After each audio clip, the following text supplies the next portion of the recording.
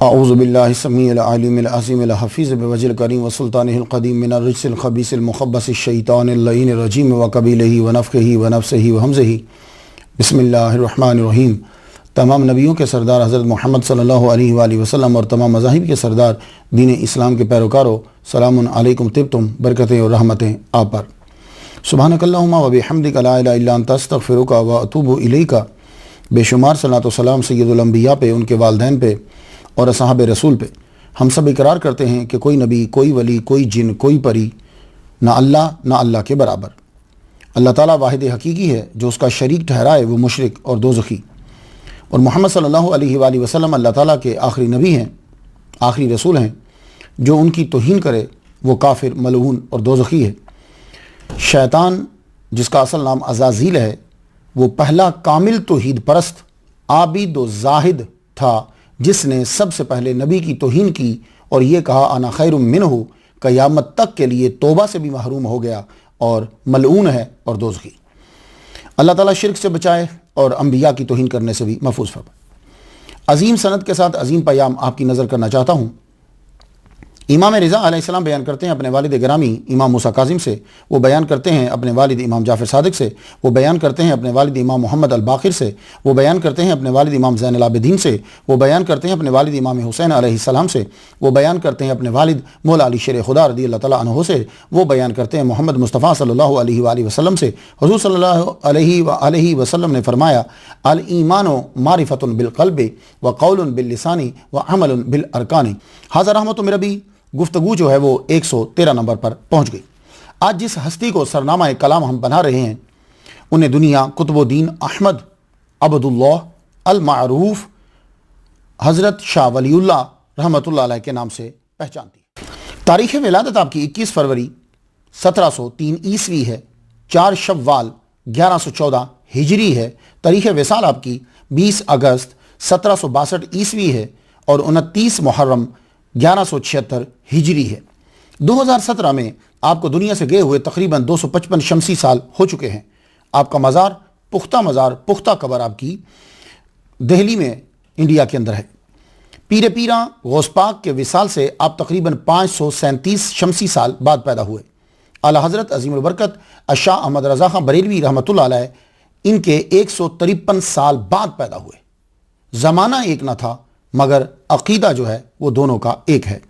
अब जो आप फतवा शाह वलीउल्लाह पे लगाते हैं वही आपको आला हज़रत पे लगाना पड़ेगा, और जो फतवा आप आला हज़रत पे लगाते हैं फिर वही आपको शाह वलीउल्लाह पे लगाना पड़ेगा, क्योंकि ज़र्रा बराबर दोनों के अकीदे में, तबलीग में कोई फ़र्क नहीं है।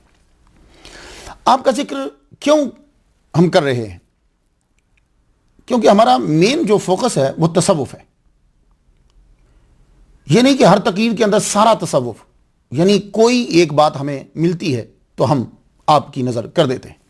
शाह वलीउल्लाह को हमने टॉपिक क्यों बनाया? इसलिए कि आपका ननिहाल, ददयाल दोनों ने हिंदुस्तान में खानकाहें बनाकर शरीयत और तरीक़त की बड़ी खिदमत की है। तसव्वुफ़ को साफ करके मदारिस में शरीयत का लाजमी जुज़ बनाया। यह बड़ा काम किया इस खानदान ने। यानी सिर्फ किताबें नहीं पढ़ाई, उन पर अमल भी करवाया और यह निसाब का हिस्सा बनाया। औलिया और सूफिया का एहतराम करने वाले और ना करने वाले दोनों आपका एहतराम करते हैं। दुनिया के महंगे मुकर्रिरीन और राइटर्स ने हुज्जतुल्लाहिल बालिगा तफहीमात वाले शाह वलीउल्लाह का तारुफ तो करवाया, मगर उस अजीम सूफी स्कॉलर शाह वलीउल्लाह का तज़किरा न किया, जिसने अनफासुल आरिफीन लिखी है, फ्यूजुल हरमैन लिखी है, अल कौलुल जमील, अद्दुर्रुस समीन जैसी तसव्वुफ़ से भरपूर किताबें दुनिया को दी हैं। उनका तज़किरा नहीं किया। इंतबा लिखी, हवामें लिखी, लम्हात लिखी, सताअत लिखी, ये तसव्वुफ़ से भरी हुई अक्सर किताबें जिन्होंने लिखी, उस शाह वलीउल्लाह का तज़किरा ना किया। इक़दुल जीद पकड़ ली, इंसाफ पकड़ ली, ये किताबें ना पकड़ी जो इससे उनसे भी ज्यादा थी। जमात अहले हदीस का तर्जमान रिसाला अल-एतिसाम जनवरी 1966 में जो छपा, शाह वलीउल्लाह अकेडमी हैदराबाद सिंध से, उन्होंने क्या लिखा कि शाह साहब का जो हिस्सा तसव्वुफ़ से मुताल्लिक़ है उसमें ऐसा मवाद है जिससे बरेलवियत की खासी तायीद होती है। हालांकि आला हजरत अजीमुल बरकत शाह रज़ा खां बरेलवी रहमतुल्लाह अलैह शाह वलीउल्लाह से 153 साल बाद पैदा हुए हैं। तो मालूम हुआ कि आला हजरत का अकीदा नया नहीं है। आला हजरत ने नया अकीदा नहीं फैलाया, कौम को पुराना याद दिलाया। तो शाह वलीउल्लाह जिस तरह फिक्र, तफसीर, हदीस में इमाम है, इसी तरह तसव्वुफ में भी वो इमाम का दर्जा रखते हैं। उनका तस्करा इसलिए भी जरूरी है ताकि आपको मालूम हो जाए कि शाह इस्माइल देहलवी साहब जिन्होंने तक़वियतुल ईमान लिखी है, उनका अकीदा अपने दादा के अकीदे से टोटली उलट था। थोड़ा सा उलट नहीं, टोटली उलट था। अब आ जाइए, हमें यह जानना है कि शाह वलीउल्लाह का खानदान कितना अजीम खानदान है, ताकि आप बात ध्यान से सुने। क्यों? इसलिए कि इंसान की नफ्सियात ही है।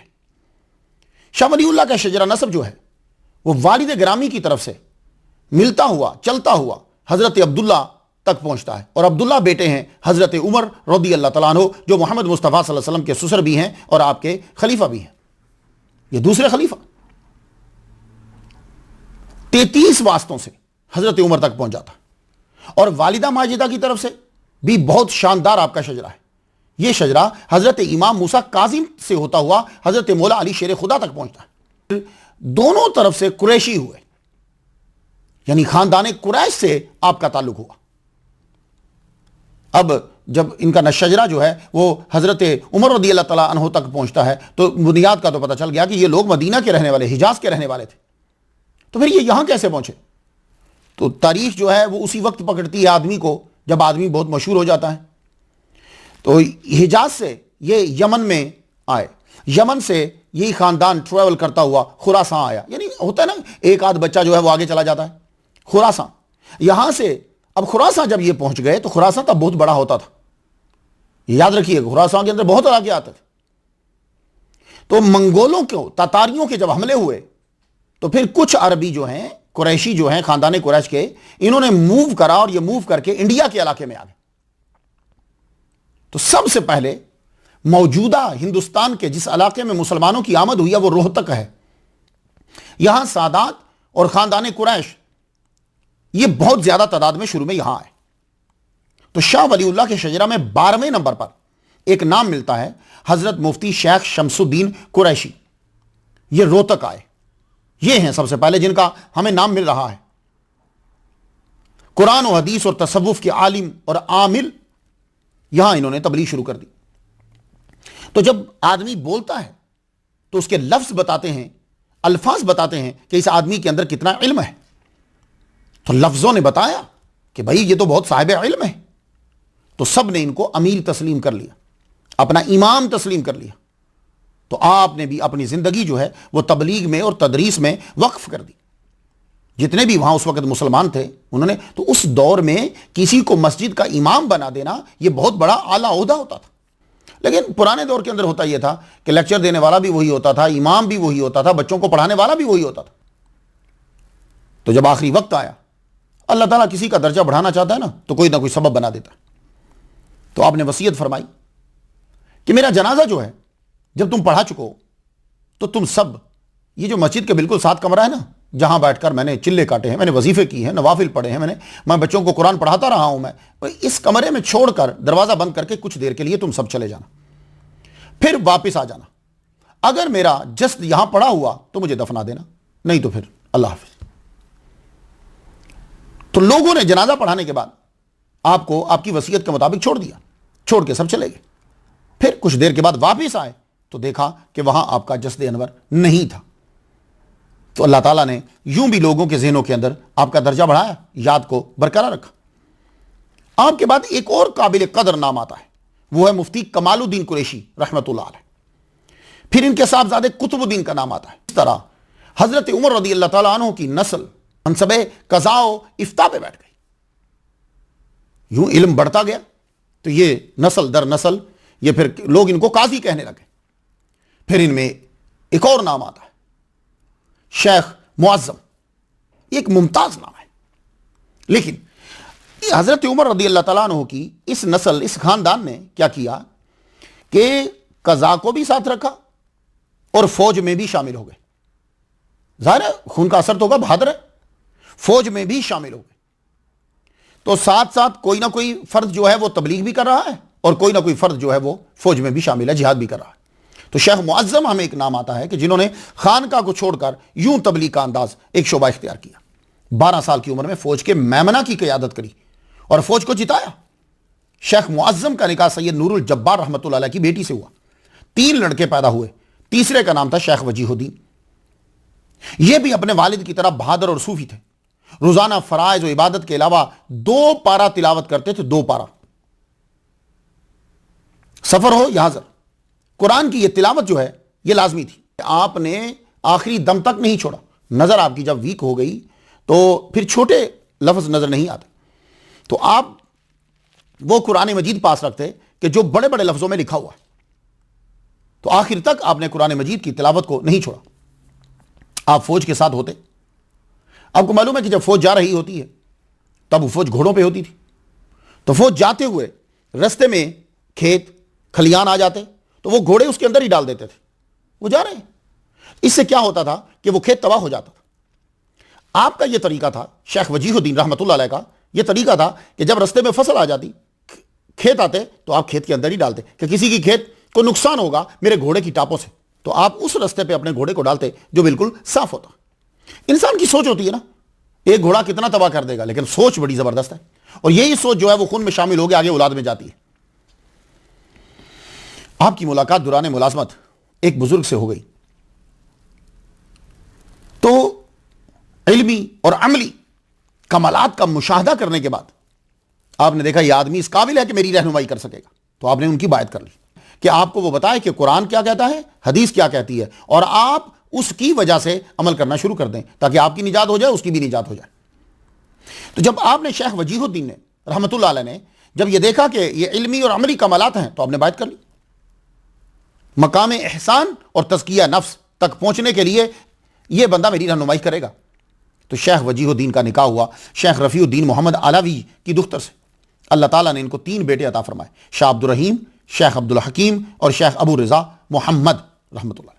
ये 3 बेटे अता फरमाए। तो शेख वजीहुद्दीन अपने अबा की तरफ फौज में गए, आला ओहदे पर फायज हुए, मगर फौज छोड़ दी। क्यों? ये लोग जो हैं ये वज़ाइफ में लगे रहते, और फिर जब जज्ब की कैफियत तारी होती तो जज्ब तन्हाई को चाहता, फिर ये वापस आ जाते, आकर घर में रहने लगे। तो इनका तरीका क्या होता था? नमाज पढ़ते हुए अपने बच्चों को अपने साथ रखते। क्या आप लोग ऐसा करते हैं? नहीं करते। तो आपको अपने बच्चों को इबादत करते हुए अपने साथ बिठाना चाहिए। अगर मूवी देखते हुए, ड्रामा देखते हुए, टीवी देखते हुए आप अपने बच्चों को अपने साथ रखते हैं, तो कुरान पढ़ते हुए, नमाज पढ़ते हुए इन चीज़ों में बच्चे को साथ क्यों नहीं रखते? बल्कि बाकी चीज़ों में साथ नहीं रखना चाहिए, खुद भी नहीं जाना चाहिए, इनमें तो साथ रखना चाहिए। कभी करके देखिए कितना असर होता है। ज्यादातर आप उसको रखें जिसकी उम्र 2 साल है, 3 साल है, फिर इसका नतीजा देखिए जरा। जो आपका बच्चा भैया बच्ची 3 साल की है, 4 साल की है, उसको नमाज पढ़ते हुए अपने साथ रखो। तो शेख वजीहुद्दीन नमाज पढ़ते हुए अपने बच्चे को साथ रखते। शाह अब्दुल रहीम रहमतुल्लाह अलैह तहज्जुद की नमाज अदा कर रहे हैं। तो अब जरा शाह अब्दुल रहीम रहमतुल्लाह अलैह से सुन लीजिए। शाह अब्दुल रहीम कहते हैं, अब्बा नमाज पढ़ रहे, इतना लंबा सजदा कर दिया, इतना लंबा सजदा कर दिया, मैंने समझा कि शायद रूह कफ से अंसरी से परवाज कर गई, लेकिन अब्बा उठ गए। सजदे से सर उठाया तो आंखें आंसुओं से तर थी। सजदा बहुत बड़ी इबादत है, सजदा जितना लंबा हो किया करो। बीबी आयशा क्या कहती हैं, हुजूर सल्लल्लाहु अलैहि वसल्लम सजदा करते तो आम आदमी 50 आयात पढ़ लेता था।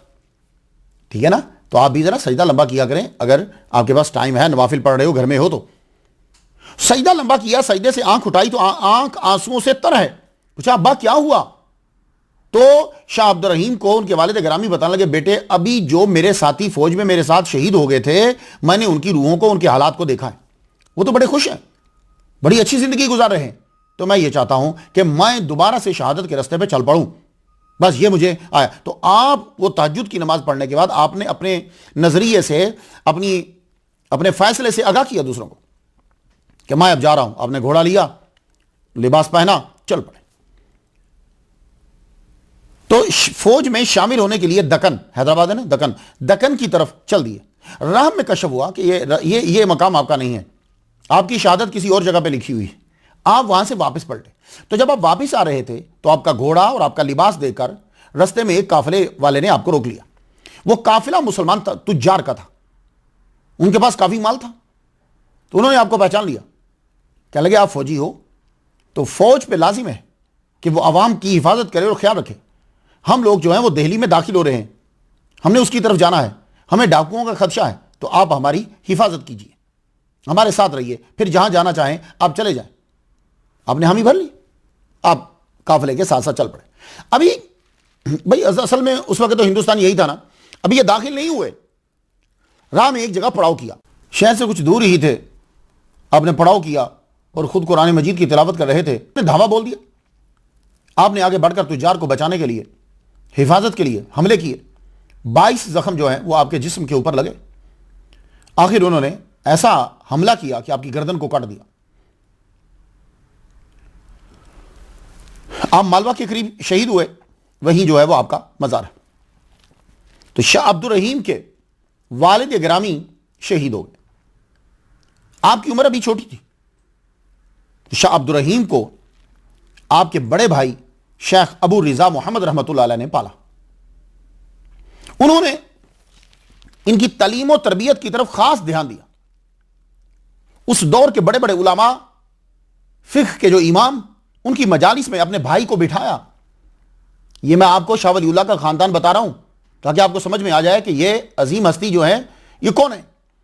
तो शाह अब्दुल रहीम कितनी बड़ी बड़ी हस्तियों के पास बैठे हैं, उनमें से मैं एक का नाम आपको बता दूं। वो ख्वाजा बाकी बिल्ला रहमतुल्लाह अलैह के बेटे ख्वाजा खुर्द अब्दुल्ला, जो ख्वाजा खुर्द के नाम से मशहूर हुए, इनकी महफिल में, इनकी खानकाह के अंदर तब जो मदारिस होते थे ना, एक बात ज़हन में रख लीजिए, तब जो मदारिस होते थे वो खानकाह भी होती थी। शरीयत के साथ तरीकत का इल्म लाजमी तौर पर दिया जाता था, बल्कि निसाब के अंदर तसव्वुफ की कुतुब शामिल होती थी। हाँ, आज के दौर में टाइम कम है, कहां 12 साल होते थे, फिर 7 साल हुए, फिर 6 साल हुए, फिर अब 2-3 साल में भी मौलवी बना देते। मैं आपको बड़े बड़े नामों से शाह अब्दुल रहीम तक ले आया। तो शाह अब्दुल रहीम जब आपकी समझ में आ जाएंगे तो शाह वलीउल्लाह आपकी समझ में आ जाएंगे। शाह अब्दुल रहीम बैक वक्त तरीकत और शरीयत के माहिर थे। शाह अब्दुल रहीम रहमतुल्लाह अलैह को जो तसव्वुफ मिला है जेनेटिक के अंदर, वो नाना की तरफ से भी मिला, वरासत में मिला। आपके नाना का नाम क्या है? शेख रफीउद्दीन मोहम्मद रहमतुल्लाह अलैह। ये एक अजीम वली कामिल है और इल्म तरीकत के माहिर, और अपने वालिद शेख कुतुब आलम की बनाई हुई खानकाह में ये सज्जादा नशीन थे। तो जानते हो कि शाह अब्दुल रहीम के नाना की खानकाह कितनी बड़ी खानकाह थी? आप सुनकर हैरान होंगे कि इसी खानकाह में कुछ अरसा ख्वाजा बाकी बिल्ला रहमतुल्लाह अलैह ने कयाम किया, तलीम पाई, फिर कुतुब आलम के कहने पर आपने बुखारा की तरफ सफर किया। इतनी बड़ी खानकाह थी आपके नाना की। अब वरासत में कैसे मिला? अब सुन लीजिए वाकया। शाह अब्दुल रहीम के नाना शेख रफीउद्दीन रहमतुल्लाह अलैह, आप एक मर्तबा बांट रहे थे बच्चों को चीजें, ये तुम ले लो, ये तुम ले लो, ये तुम ले लो। तो आपकी बेटी जो छोटी थी, अभी उसका निकाह नहीं हुआ, जो वालिदा बनी बाद में शाह अब्दुल रहीम की, उनको आपने चंद रिसाले दिए हाथ के लिखे हुए तसव्वुफ के। तो लड़की की मां कहने लगी, आपने दूसरों को दौलत दी, ये लड़की की अभी शादी नहीं हुई, चाहिए था इसे ज्यादा दौलत देते, ज्यादा सोना चांदी देते, क्योंकि शादी में आसानी होती। आप इसको लिखे हुए रिसाले दे रहे हैं तसव्वुफ के। कहने लगे, ये हमारे आबा अजदाद से चलते आ रहे हैं, ये लड़की जो है ये एक बेटे की मां बनेगी, और ये मैं रसायल उस तक पहुंचा रहा हूं। अल्लाह अकबर जल्ला शानो। ये मैं कह रहा हूं कि वरासत में मिला। तो बाकियों को सब कुछ दिया, जो शेख रफीउद्दीन की बेटी शाह अब्दुल रहीम की वालिदा बनी है, उनको रसाले दिए। कहा इन्हें मैं दौलत नहीं दे रहा, इन्हें मैं तसव्वुफ की दौलत दे रहा। एक बच्चा होगा इसके वतन से, वो इन रसाइल का वारिस होगा। तो शाह अब्दुल रहीम रहमतुल्लाह अलैह उन तसव्वुफ के रसाइल के वारिस हुए जो आपकी पैदाइश से पहले आपकी वालिदा को दे दिए गए। शाह अब्दुल रहीम रहमतुल्लाह अलैह की उम्र मुबारक 12 साल थी कि हजरत ज़करिया अलैहिस्सलाम ज़ाहरी तौर पर आपके सामने हाजिर हुए। आपने आंखों से देखा उन्हें, तो ज़करिया अलैहिस्सलाम ने इसमें ज़ात जो है उसकी तालीम दी। और यह बात अद-दुर्रुस समीन जो किताब है उसके आखिर के अंदर यह बात आपको मिल जाएगी। अल्लाह ये इसमें ज़ात है, इसकी तलकीन ज़करिया अलैहिस्सलाम ने की। शाह अब्दुर रहीम रहमतुल्लाह अलैह ने फुक़हा और सूफिया में आला मकाम बनाया। औरंगज़ेब ने 500 उलमा की जो टीम बनाई थी ना फतवा आलमगीरी बनाने के लिए, तो उसके अंदर क्या होता था, वो सारे मिलकर मसला लिखते थे, इधर से इधर से इधर से इधर से। तो शाह अब्दुर रहीम एक दिन आपने देखा, आपने कहा भाई यहाँ गलती कर रहे हो, भाई यहाँ गलती, आप साथ हाशिया लिख देते, यहाँ गलती कर रहे हो।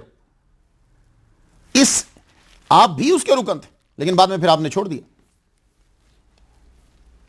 आप उलमा के और फुकाहा के तसामुह को पकड़ लेते थे। आपने 2 निकाह किए शाह अब्दुर रहीम रहमतुल्लाह अलैह ने। पहली जोजा का तो कुछ अरसे के बाद ही इंतकाल हो गया। जो पहला था ये वाली साहब की जिंदगी में किया, उनसे एक बेटा हुआ हजरत सलाहुद्दीन, ये जवानी में वफात पा गए। दूसरा निकाह जो है वो आपका 60 साल की उम्र में हुआ। जिला मुजफ्फरनगर सहारनपुर के एक मशहूर सूफी खानदान जो सारे गांव के मालिक थे, इनके चश्मो चराग शेख मोहम्मद फुलती रहमतुल्लाह अलैह, उनकी दुख्तर फखरुन्निसा से जो है उनका निकाह हुआ। इनसे अल्लाह ताला ने 2 बेटे जो हैं वो अता फरमाए। और यह भी कुतुबुद्दीन बख्तियार काकी रहमतुल्लाह अलैह का हुक्म था, इसलिए आपने निकाह किया। इनसे जो 2 बेटे हुए, एक का नाम शाह अहलुल्लाह और दूसरे का नाम शाह वलीउल्लाह है। बात कुछ समझ में आ गई? तो मैं आपको खानदान से लेकर आया यहां तक, क्योंकि यह बड़ा जरूरी होता है। खानदान की अदात और अतवार जेनेटिक में दाखिल होकर आगे पहुंचती है। बाप नेक हो तो बड़ी बात होती है, तो अगर दादा परदादा वो सब के सब सूफी हो तो फिर देखिए कि चीजें कहां तक चली जाती। तो शाह अब्दुर रहीम रहमतुल्लाह अलैह को अल्लाह ताला ने 2 बेटे अता फरमाए। लेकिन शाह अब्दुर रहीम रहमतुल्लाह अलैह को जरा समझ लीजिए, अल्लाह ताला ने बड़ा नवाजा इनको। शाह अब्दुर रहीम रहमतुल्लाह अलैह को गौस पाक का जुब्बा जो है वो अता हुआ। आप फरमाते हैं कि एक रोज ख्याल आया, आज तुझको बड़ी नेमत मिलेगी। शाह अब्दुर रहीम की बातें लिखी आपके बेटे अनफासुल आरिफीन, जरूर पढ़िएगा। शहर से बाहर चल पड़े, चलते चलते चलते चलते चलते एक गांव में पहुंचे। कहने लगे, मैंने वहां पूछा यहां कोई दुर्वेश है, कोई अल्लाह का बंदा इबादत में मसरूफ रहता? कहने लगा, हाँ वो जो है कस्बे से जरा बाहर दूर हट के बस्ती से। कहते हैं कि मैं वहां पहुंच गया। मैं वहां पहुंचा ही हूं, सलाम किया मैंने, वो साहब खड़े हो गए मुझे मिले, सलाम किया, कहने लगे आइए तशरीफ लाइए, आपकी अमानत मेरे पास है, ले लीजिए। कहने लगे क्या अमानत? मेरी क्या अमानत? आपके पास अमानत मेरे लिए? कहने लगे हाँ, हमारे खानदान में हजरत गौस पाक अब्दुल कादिर गिलानी रहमतुल्लाह अलैह का जुब्बा चला रहा है, और मुझे आज रात को यह हुक्म दिया गया कि सबसे पहले आज के दिन में जो तेरे पास आएगा ये जुब्बा उसको दे देना। अभी तो आप ही तशरीफ लाए हैं, तो ये जुब्बा ले लीजिए। फिर जब तहकीक की तो पता चला ये जुब्बा वाकई इन्हीं के लिए थे। अल्लाहु अकबर जल्ला शाह। सबसे बड़ा एहसान जो है वो हिंदुस्तान के लोगों के ऊपर जो किया, शाह अब्दुर रहीम शाह वलीउल्लाह के वालिद ग्रामी का एहसान मदरसा रहीमिया है। उस दौर के अंदर आपकी इल्मी इंतजामी सलाहियतों का मुंह बोलता सबूत मदरसा रहीमिया का कयाम है। यह खानका प्लस मदरसा मस्जिद फिरोज शाह कोटला में उसके करीब जो है यह बनाया गया। खुद आपने इसका निसाब मुकर्रर किया। यहां तलबा के लिए इल्म के साथ अमल बड़ा जरूरी होता था, जैसे इमाम अल गज़ाली के मदरसा में होता था। इमाम अल गज़ाली जब वापिस आए थे तो आपने लाजमी करार दे दिया था कि जो इल्म शरीयत पढ़ेगा उसको तरीकत में भी उतने ही नंबर लेना है। आज के दौर के अंदर आपको अमीर दावत इस्लामी मुजद्दिद मसलक अहले सुन्नत अल्लामा इलियास कादरी जो हैं उनके मदारिस के अंदर यह निसाब मिलेगा। उनके वाहिद मदारिस में मैं देखता हूं कि उनके निसाब में शामिल है इल्म शरीयत के साथ इल्म तरीकत। इसलिए आपको उनके बच्चों में नवाफिल, सुनन, कपड़ों का स्टाइल, सर पे पगड़ी, वो सब चीजें जो हैं वो शामिल कर दी जाती हैं। और अगर कभी आप पढ़ें, ज्यादा आप सुनकर ना किसी के बारे में नजरिया कायम किया करें, खुद जाकर तहकीक किया करें। आप उनके मदारिस में जाएं ताकि आपको मालूम हो कि जो हम कुरान और हदीस पढ़कर हासिल करना चाहते हैं क्या वो वहां मिल रहा है कि नहीं मिल रहा, तो वो बच्चे के अंदर ही शामिल कर देते। तो यही सिलसिला मदरसा रहीमिया में हुआ। वहां लाजमी था कि बच्चा कुरान और हदीस पढ़े तो तसव्वुफ भी साथ में सीखे। तो जब अरबी पढ़ने के काबिल हो जाता मदरसा रहीमिया में बच्चा, तो फिर खुद शाह अब्दुल रहीम कुरान पढ़ाते। मालूम है कि कुरान किस तरह पढ़ाते? एक एक आयत पढ़ते और तर्जमा उसका बतलाते। ज़ालिका, ये, तो ये क्या है? अल किताब, या अल किताब क्या है? किताब पे अलफ लाम है, यह अलफ लाम जो है वो किस माना में है? या अल किताब ला रईबा फी, ला क्या है, रैब क्या है? एक एक ये एक स्टाइल आपने शुरू किया कि वहां एक एक लफ्ज पे, मतन पे गुफ्तगू होती। ये नहीं था कि जाओ तुम एक पारा पढ़ लो या थोड़ा सा पढ़ ले, नहीं, एक एक लाइन के ऊपर गौर किया जाता और साथ साथ तसव्वुफ भी सिखाया जाता। क्योंकि तसव्वुफ का मतलब सिर्फ चिल्ले करना नहीं है, बल्कि कुरान और हदीस के अहकामात को आज़ा पर लागू करना है। तो इसलिए जब कभी मैं तसव्वुफ की तशरीह करूं तो मुझे उन लोगों की मिसालें मत दिया करो जो लोग ना कुरान जानते हैं ना हदीस जानते हैं, अपनी ख्वाहिश पर अमल कर रहे हैं। हाँ, उनकी मिसालें मुझे ना दिया करो, हमें मिसाल दिया करो कुरान और हदीस से या सच्चे औलिया किराम से। तो झूठे लोग तो हर शोबे में दाखिल हो चुके हैं।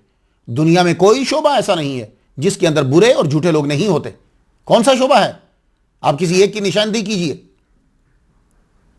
तो जिस तरह बाकी तमाम शोबों के अंदर झूठे लोग दाखिल हो चुके हैं, बुरे लोग दाखिल हो चुके हैं, इसी तरह इसमें भी दाखिल हो गए। और यह चूंकि धोखा देना आसान था, सर के ऊपर कोई नहीं था, इसलिए यहां ज्यादा हो गए। तो आप यक वक्त तलबा को नक्शबंदी, कादरी, चिश्ती, सोरावर्दी, शत्तारी, सलासिल के अशगाल और अमाल से आरास्ता करते और बायत भी करते। बात कोई समझ में आई आपके? तो ये मदरसे होते थे हमारे मदरसों में लड़ाइयां नहीं सिखाई जाती ना, तसव्वुफ सिखाया जाता था। तो वो जब आपने छोड़ दिया तो फिर जो मर्जी नतीजा निकले। शाह अब्दुल रहीम रहमतुल्लाह अलैह ख्वाजा कुतुबुद्दीन बख्तियार काकी रहमतुल्लाह अलैह की कब्र मुबारक पे जाते। एक दफा ख्वाजा बख्तियार काकी रहमतुल्लाह अलैह की कब्र पे गए तो 60 साल आपकी उम्र है, फातिहा आपने पढ़ी तो रूह मुबारक जाहिर हुई और फरमाया तुम्हारे यहां बच्चा होगा, उसका नाम कुतुबुद्दीन अहमद रखना। हमने सोचा 60 साल उम्र हो गई है, अब क्या बच्चा होगा, शायद पोते के बारे में कह रहे होंगे।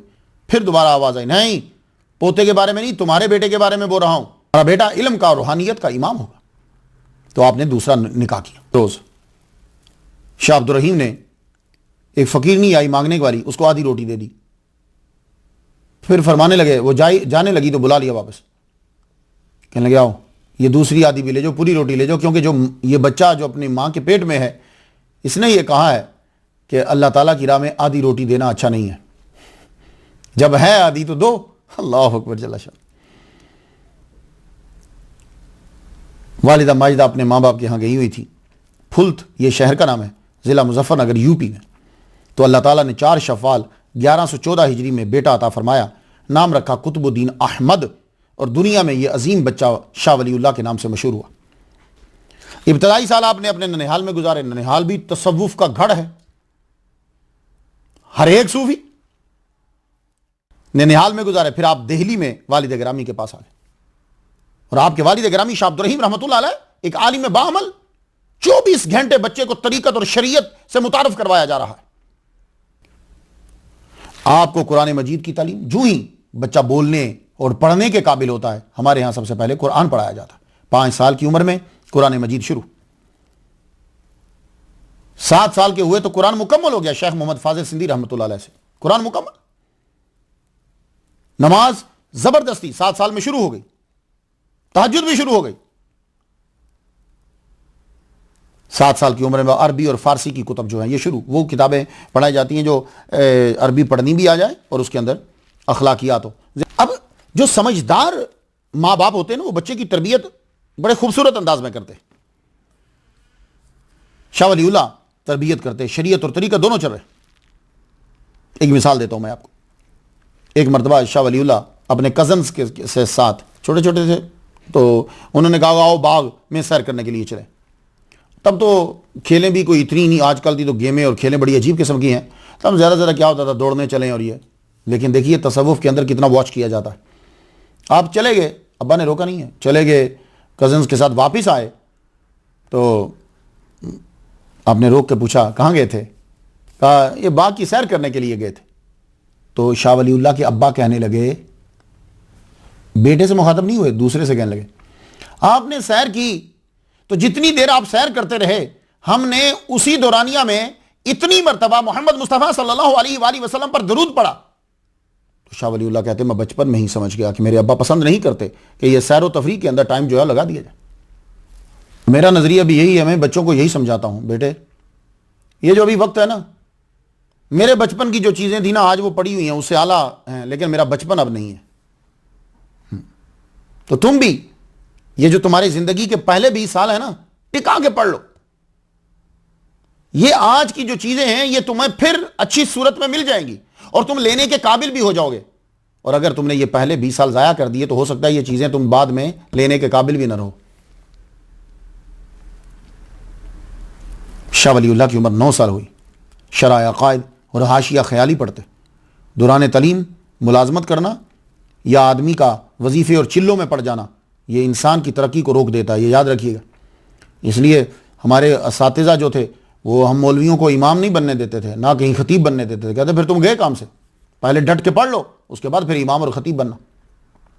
इसी तरह अमलियात में भी नहीं पढ़ना चाहिए। वो एक आधा कोई चीज़ आपको मिल गई, आप गए काम से। 9 साल की उम्र है शाह वलीउल्लाह रहमतुल्लाह अलैह की। एक बुजुर्ग मिले आपको, शेख मोहम्मद हाशिम बुखारी नक्शबंदी, ये मुजद्दिद अल-फसानी रहमतुल्लाह अलैह के खलीफा हैं। तो आपके पास बैठे, इस तरह तरबियत दी जाती है, बुजुर्ग देखते हैं, आकर बैठ के कहने लगे मेरे पास एक वजीफा है, अगर मैं तुम्हें दूं तो तुम अगर उस वजीफे को कर लो तो क्या होगा, दौलत बढ़ जाएगी उसके पढ़ने से। क्या लगे मुझे नहीं ज़रूरत। मैं कहा अच्छा फिर दौलत की ज़रूरत नहीं है तो मेरे पास एक और वजीफा है, अगर तुम उसे दम करके पढ़ो, वो कोड़ी होता ना कोड़ी, वो कोड़ी ठीक हो जाएगा। क्या लगे कोई ज़रूरत नहीं है, अब्बा के पास सारे हैं, लोग अभी उन्हीं के पास दम कराने आते। आप मुस्कुरा पड़े, क्या लगे सही रास्ते पे लगे हो तो ठीक है, मैं तुम्हें अब एक तरीका बताता हूं, उसे इस्तिक्ताब कहते हैं। ये क्या होता है? ये इस्तिक्ताब अब तो खैर किसी को मालूम ही नहीं होगा। ये होता है कि अल्लाह अल्लाह लिखते रहना, अल्लाह अल्लाह, बच्चे को सिखाना, लिख अल्लाह अल्लाह अल्लाह अल्लाह अल्लाह अल्लाह लिखते जाओ, ये इसे कहते हैं इस्तिक्ताब। आपने फरमाया हाँ ये ठीक है। तो शाह वलीउल्लाह फरमाते हैं कि मैंने उनसे जब ये लिया तो मैं जब लिखने लगा, लिखता जा रहा हूं अल्लाह अल्लाह अल्लाह अल्लाह, ये मैं लिखता जा रहा हूं तो इतनी मशक मुझे हो गई कि जब मैं हाशिया मुल्ला अब्दुल हकीम लिख रहा था तो मैं बजाय इसके कि हाशिया अबारत लिखूं, मैं लिखता गया लिखता गया लिखता गया, 4 सफ़हात लिख गया तो बाद में पता चला कि मैं अल्लाह अल्लाह ही लिख रहा हूं, वो हाशिया तो लिख नहीं रहा। यह सिखाया जाता था बच्चों को। अब हमारे ना तालीम में वो चीज़ शामिल है, ना तरबियत में वो चीज़ शामिल है, ना माहौल में वो चीज़ शामिल है, तो ऊपर से तकाजा हम ये करते हैं बच्चा हमारा मूसा अलैहिस्सलाम बन जाए। 10 साल आपकी उम्र हुई तो शरअ मुल्ला जामी आप पढ़ रहे थे। ये जो नाम मैं ले रहा हूं ना, ये उलमा समझेंगे या तलबा जो है उन्हें पता चलेगा कि 10 साल की उम्र में शरअ जामी, ये बड़ी मुश्किल किताब होती। आपके वालिद गिरामी हर किताब और हर किताब के हर सबक में तवज्जो फरमाते। आपके वालिद गिरामी की मर्जी तो ये होती थी कि यकबार की सारे उलूम शाह वलीउल्लाह के दिल में डाल दूं, उंडेल दूं मैं। और जब अकेले बैठे होते तो अब्बा बार बार देखते, मोहब्बत से बार बार देखते, सीने से लगाते, बार बार देखते। और फिर खुशी, इतनी खुशी होती तो एक दफा तो फरमा दिया, कहने लगे तमाम, मेरा तो दिल ये चाहता है कि तमाम उलूम और मारिफ तेरे सीने में डाल दूं। इसीलिए शाह वलीउल्लाह ने लिखा एक जगह, फरमाते हैं कि ये मेरे वालिद साहब की नज़र का असर है, वरना फ़कीर ने हुसूल इल्म में ना वक्त ज़्यादा लगाया और ना मेहनत। शेख मोहम्मद अफजल सियालकोटी रहमतुल्लाह अलैह से दरस हदीस लिया और आपको दरस निज़ामी के साथ साथ तसव्वुफ़ की कुतब में भी खासा मलका हासिल था। उसकी वजह यह है कि वो साथ साथ आपको पढ़ाई जाती थी। अवारिफ़ुल मारिफ़, रिसाइल नक्शबंदिया, शरह रुबायात, मौलाना जामी, मुकदमा शरह लमाआत, लवाह जामी, बड़ी सबकन आप पढ़ाई जाती। ये होती थी दरस निज़ामी के अंदर, शामिल थी पुराने दौर में। आपके वालिद गिरामी आपको रिसाला वहदतुल वजूद के मुताला की अक्सर रग़बत दिलाते। कभी इंशाअल्लाह रहमान गुफ्तगू करेंगे वहदतुल वजूद के ऊपर भी। आपने वालिद साहब की ही बात की शाह वलीउल्लाह ने, और नक्शबंदी सिलसिले में खिरका खिलाफत और नक्शबंदी सिलसिले की मजीद तलीम उस दौर के नक्शबंदिया सिलसिला के पीर मुजद्दिद अल-फसानी के साहबजादा अब्दुल्लाह अल-मरूफ ख्वाजा खुर्द से ली। आप देखिए कि कितनी बड़ी हस्ती के पास आप बैठे और वालिद ग्रामी से कादरी चिश्ती सिलसिले की तरबियत ली। 14 साल आपकी उम्र हुई तो आपकी शादी कर दी गई। वो शादी जो है खानदान में हुई तो ये शादी आपके मामू की बेटी के साथ हुई। 15 साल शाह वलीउल्लाह की उम्र हुई तो आप मुरव्वजा उलूम जो है वो पढ़ चुके थे। उस दौर में मदरसा से फारिग होने का मतलब मालूम है क्या होता था कि जैसे अजहर यूनिवर्सिटी से कोई फारिग हुआ है। हाँ, ये मतलब नहीं था कि वो किताबें रख के बीच में से गुजर गया ना। शाह वलीउल्लाह की उम्र 17 साल हुई तो आप जामे माकूल व मनकूल थे, तसव्वुफ के आला मकाम पे थे। आपने अपने वालिद गिरामी को बहुत गौर से मुताला किया। अनफासुल आरिफीन ये मैं रेकमेंड करूंगा, बल्कि जो मुझसे प्यार करने वाले हैं मैं तो कहूंगा ये घरों में लाजमी है, मेरा ऑर्डर समझ लो। चंद किताबें मैं आपको जो बताऊंगा वो आप अपने घरों में रख लो ताकि कोई आपको गुमराह ना कर सके और आपको मालूम हो कि आला हजरत अजीमुल बरकत शाह रज़ा खां बरेलवी की 153 साल पहले का क्या अकीदा था, ये आपको कोई गुमराह ना कर सके भाई ये इमाम अहमद रज़ा खान ने ये मसले किए। नहीं, ऐसा हरगिज नहीं है।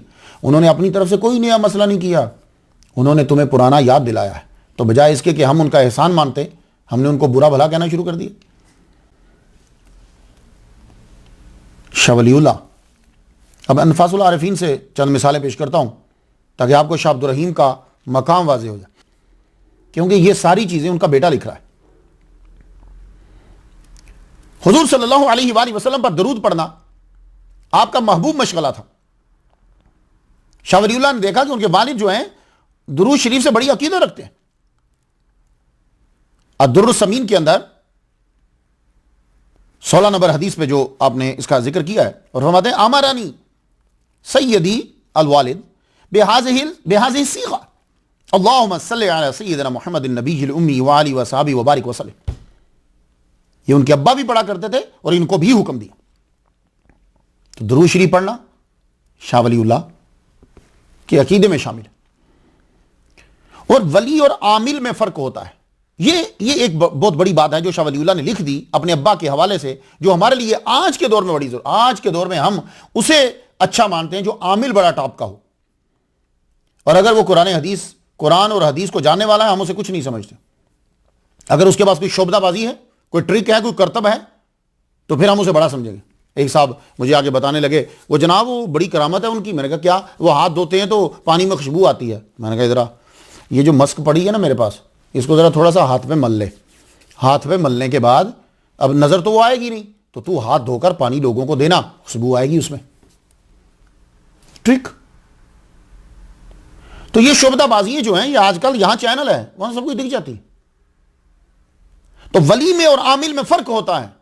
जो सच्चा वली कामिल होगा तुम्हें कभी ट्रिक नहीं दिखाएगा, तुम्हें चीजें भी नहीं बताएगा। क्यों? उसकी ये मंशा ही नहीं है।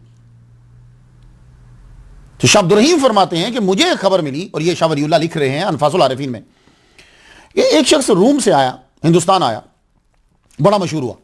40 दिन वो कमरे में बंद रहता, ना पानी ना खाना ना कुछ। 40 दिन के बाद बाहर आ जाता, और जब कभी उसका मन चाहता, पब्लिक बैठी होती, यहां वो जमीन में चला जाता, वहां वो निकल जाता। कितनी बड़ी बात है। आज के दौर में अगर आप किसी को देखो तो आप तो सब कुछ छोड़ दो, है ना? हाँ, लेकिन नहीं, ये विलायत की निशानी नहीं है। विलायत की निशानी तुमने देखनी हो, आजकल अक्सर मुझे मेरे पेज पर क्वेश्चन आते हैं, नईमी साहब वो हम इंडिया में रहते हैं, हम फलां जगह रहते हैं, फलां जगह, मुख्तलिफ मुल्कों में लोग अब सुनते हैं, तो पीर किसको ढूंढे, कौन पीर बनाए? तो भाई ये बार बार पूछने की जरूरत क्या है? तुमने पीर पकड़ना क्यों है? भाई ये बताओ कि तुमने पीर किस लिए पकड़ना है? जो तुम्हारा मकसद होगा वैसा बंदा तुम्हें मिल जाएगा। अगर तुम्हारा मकसद है कि मुझे कुरान और हदीस के बारे में पता चले, मैं अपने दिल को पाक करूं, तुम्हें वैसा बंदा मिल जाएगा। और अगर तुम्हारे जहन में ये है कि भाई मैं जाऊं तो मेरी नौकरी मिल जाए, मैं जाऊं मेरी बीमारी दूर हो जाए, मैं जाऊं मेरे घर का पता चल जाए, मैं जाऊं मुझे ये हो जाए, तो फिर तुम किसी जादूगर को ढूंढो। हां, फिर पीर को मत ढूंढना, फिर किसी जादूगर को ढूंढो, आमिल को ढूंढो कि वो तुम्हें तुम्हारी बातें बताएं और तुम्हें धोखे में रखे। तो शाह अब्दुर रहीम, जब आपको पता चला उस बंदे का कि ये जमीन में यूं जाता है और उधर निकल आता है, आप उसके पास गए, आपने तवज्जो डाली, तो पता चला ये वली नहीं है, आमिल है। आपने फिर एक वजीफे का तज़किरा किया, तो आपको पता था कि ये वजीफा वली यूं पढ़ते हैं और आम आदमी यूं पढ़ता है। बस वो फंस गया। तो वही बंदा जो जमीन से यहां घुसता था वहां निकल आता था, उसने बायत की, शाह वलीउल्लाह के अब्बा मोहतरम की बायत की उसने। अब आपको समझ आई, वली में और आमिल में फर्क होता है। तंबाकू नोशी के आप सख्त खिलाफ थे। शाह वलीउल्लाह लिखते हैं कि मेरे अब्बा तंबाकू नोशी के खिलाफ थे। क्यों खिलाफ थे? आपकी सबसे बड़ी दलील यह थी, हुजूर सल्लल्लाहु अलैहि वसल्लम ने जो यह फरमाया, नहा अन हाज़िही शजरतैन, वो क्या थे और रीजन क्या है? वो दो बूटियां क्या थी? पेयाज और लहसन, जिसे हम लहसन कहते हैं। दोनों का असल प्रोनाउंसिएशन जो है वो पेयाज और लहसन है, लेकिन गलत नहीं है, आपने जो अडॉप्ट कर लिया और अगला समझता वो ठीक है बिल्कुल। तो ये दो जो हैं, गार्लिक और आनियन, इन दोनों को खाकर मस्जिद में आने से मना किया गया, और हुजूर को तो मुस्तकिल ही मना कर दिया गया। और हमें हुजूर ने मना किया कि राह जब खाकर आओ, यानी कच्चे खाकर आओ, तो मस्जिद में मत आओ। क्यों? इसलिए कि इनकी स्मेल फरिश्तों को तकलीफ देती है। तो शाह वलीउल्लाह के अब्बा फरमाते थे कि तंबाकू जो है वो इसलिए मना है कि वो जब तुम यूज करते हो तो उसकी बहुत बुरी स्मेल होती है। इतनी होती है कि अगर आप एक गाड़ी के अंदर मुसलसल पीते हो तो तुम्हारी पूरी गाड़ी के अंदर आएगी।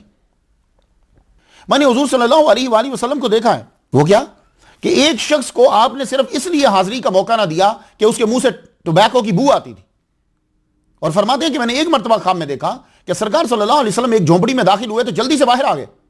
क्यों? इसलिए कि उस झोंपड़ी में वो जो टोबैको था उसकी स्मेल आ रही थी, और वहां बंदे बैठकर टोबैको को यूज करते थे, उसकी स्मेल है। हुजूर एकदम बाहर आ गए। और यह बात इब्रीज के अंदर शाह अब्दुल अजीज दब्बाग रहमतुल्लाह अलैह ने भी लिखी है टोबैको। तो इसलिए आधे औलिया कराम जो हैं वो टोबैको को सही नहीं समझते। वो कहते हैं कि इससे मुंह में स्मेल आती है और ये फरिश्तों को बुरी लगती है, और उनकी दलील बहुत पावरफुल है। और जो टोबैको को यूज करते हैं वो या तो बतौरे मेडिसिन यूज करते हैं, और या वो टोबैको को इस तरह यूज करते हैं कि उसकी स्मेल जो है वो नहीं आती। तो असल चीज स्मेल है, ये ज़हन में रख लीजिए। हजरत शाह वलीउल्लाह अपने अब्बा के बारे में लिखते हैं अनफासुल आरिफीन के अंदर, यह आजकल आपने देखा मुंह मुबारक। शाह वलीउल्लाह के अब्बा को हुजूर सल्लल्लाहु अलैहि वसल्लम के मुंह मुबारक से बड़ी मोहब्बत थी। अब उसका वाकया सुन लीजिए आप, ताकि आप बतौर दलील पेश कर सकें। शाह अब्दुल रहीम ने फरमाया कि एक बार मुझे बुखार आ गया, इतना शदीद बुखार कि लगा कि बचने की उम्मीद नहीं है। ख्वाब में शेख अब्दुल अजीज सामने आए, कहने लगे हुजूर सल्लल्लाहु अलैहि वसल्लम आ रहे हैं तुम्हारी तीमारदारी करने के लिए, और इस तरफ से आएंगे। उस तरफ शाह अब्दुल रहीम के पांव थे। आपने फौरन से कहा चेंज करो, मेरी चारपाई को चेंज करो, इधर मेरा सर कर दो। सरकार सल्लल्लाहु अलैहि वसल्लम तशरीफ लाए। सरकार ने आकर पूछा कैफा हालुक या बुनैया, मेरे बच्चे तेरा क्या हाल है? तो शाह अब्दुल रहीम कहते हैं मैंने रोना शुरू कर दिया। आपने मुझे यूं अपनी गोदी में लिया कि आपकी दाढ़ी मुबारक मेरे सर पर थी। अल्लाहु अकबर जल्ला शान। तो फरमाने लगे तुम ठीक हो जाओगे। तो मेरे आरजू पैदा हुई कि काश के सरकार अपने मुंह मुबारक मुझे दो दे दें, मैं बरकत हासिल करूं और दरूद सलाम पढ़ा करूं। तो सरकार सल्लल्लाहु अलैहि वसल्लम ने मुंह मुबारक, अपनी दाढ़ी मुबारक के दो मुंह मुबारक दे दिए। ये आपने ख्वाब में देखा, जागते हुए ख्वाब में बहन बहन है। सरकार चले गए, सुबह उठे तो ख्याल आया पता नहीं वो कहां है। आप उसको अपने हाथों में या यहां तलाश कर रहे। सरकार सल्लल्लाहु अलैहि वसल्लम की रूह फिर मुतवज्जे हुई। आपने फरमाया मैंने वो तुम्हारे तकिए के नीचे रख दिए। अब तकिए के नीचे तो अक्सर लोगों के बाल हो जाते, तो बाल मुबारक। अब आगे बात जो है वो आपने शाह वलीउल्लाह रहमतुल्लाह अलैह से सुननी है, अद-दुर्रुस समीन के अंदर। याद रहेगी किताब, हदीस जो आपने 15वीं है उसके अंदर इन्होंने मुख्तसर बयान किया है इस वाक़े को। तो वो जो दो मुंह मुबारक दिए, तो अब जरा सुन लीजिए। कहते हैं कि खासियत क्या थी उनकी कि वो वैसे आपस में जुड़े हुए थे, लेकिन जब उनके ऊपर सलातो सलाम पड़ा जाता तो वो जुदा जुदा खड़े हो जाते। ये शाह वलीउल्लाह फरमाते, जुदा जुदा खड़े हो जाते। और कहते हैं कि बारहा जो है मुंह मुबारक को जो है वो बाहर सूरज के सामने लाया गया। बारहा, कि एक बार तो हो सकता है, दो बार हो सकता है, बारहा बाहर लाया गया। जब भी मुंह मुबारक बाहर लाए जाते बादल आता और ऊपर साया कर देता। अल्लाहु अकबर जल्ला शान। तो शाह वलीउल्लाह फरमाते हैं ये आपको अद-दुर्रुस समीन के अंदर मिल जाएगा। कहते हैं कि वालिद ग्रामी ने फ़ातानी अहदहुमा फ़यइंदी, एक मुझे दे दिया उनमें से, वो मेरे पास है, और एक मेरे भाई को दे दिया शाह अहलुल्लाह को, वो जो है फुल्त में अपने इलाके में वहाँ ले गए। शाह वलीउल्लाह के वालिद ग्रामी ने दुनिया को बहुत कुछ दिया, मदरसा रहीमिया के साथ साथ एक निज़ाम तालीम दिया, चंद मारकातुल आरा तसव्वुफ पे किताबें दी, और सबसे बड़ी चीज़ जो पूरी दुनिया को दी वो अपने जिगर का टुकड़ा अपना बेटा हज़रत कुतुबुद्दीन अहमद अल मरूफ शाह वलीउल्लाह दिया।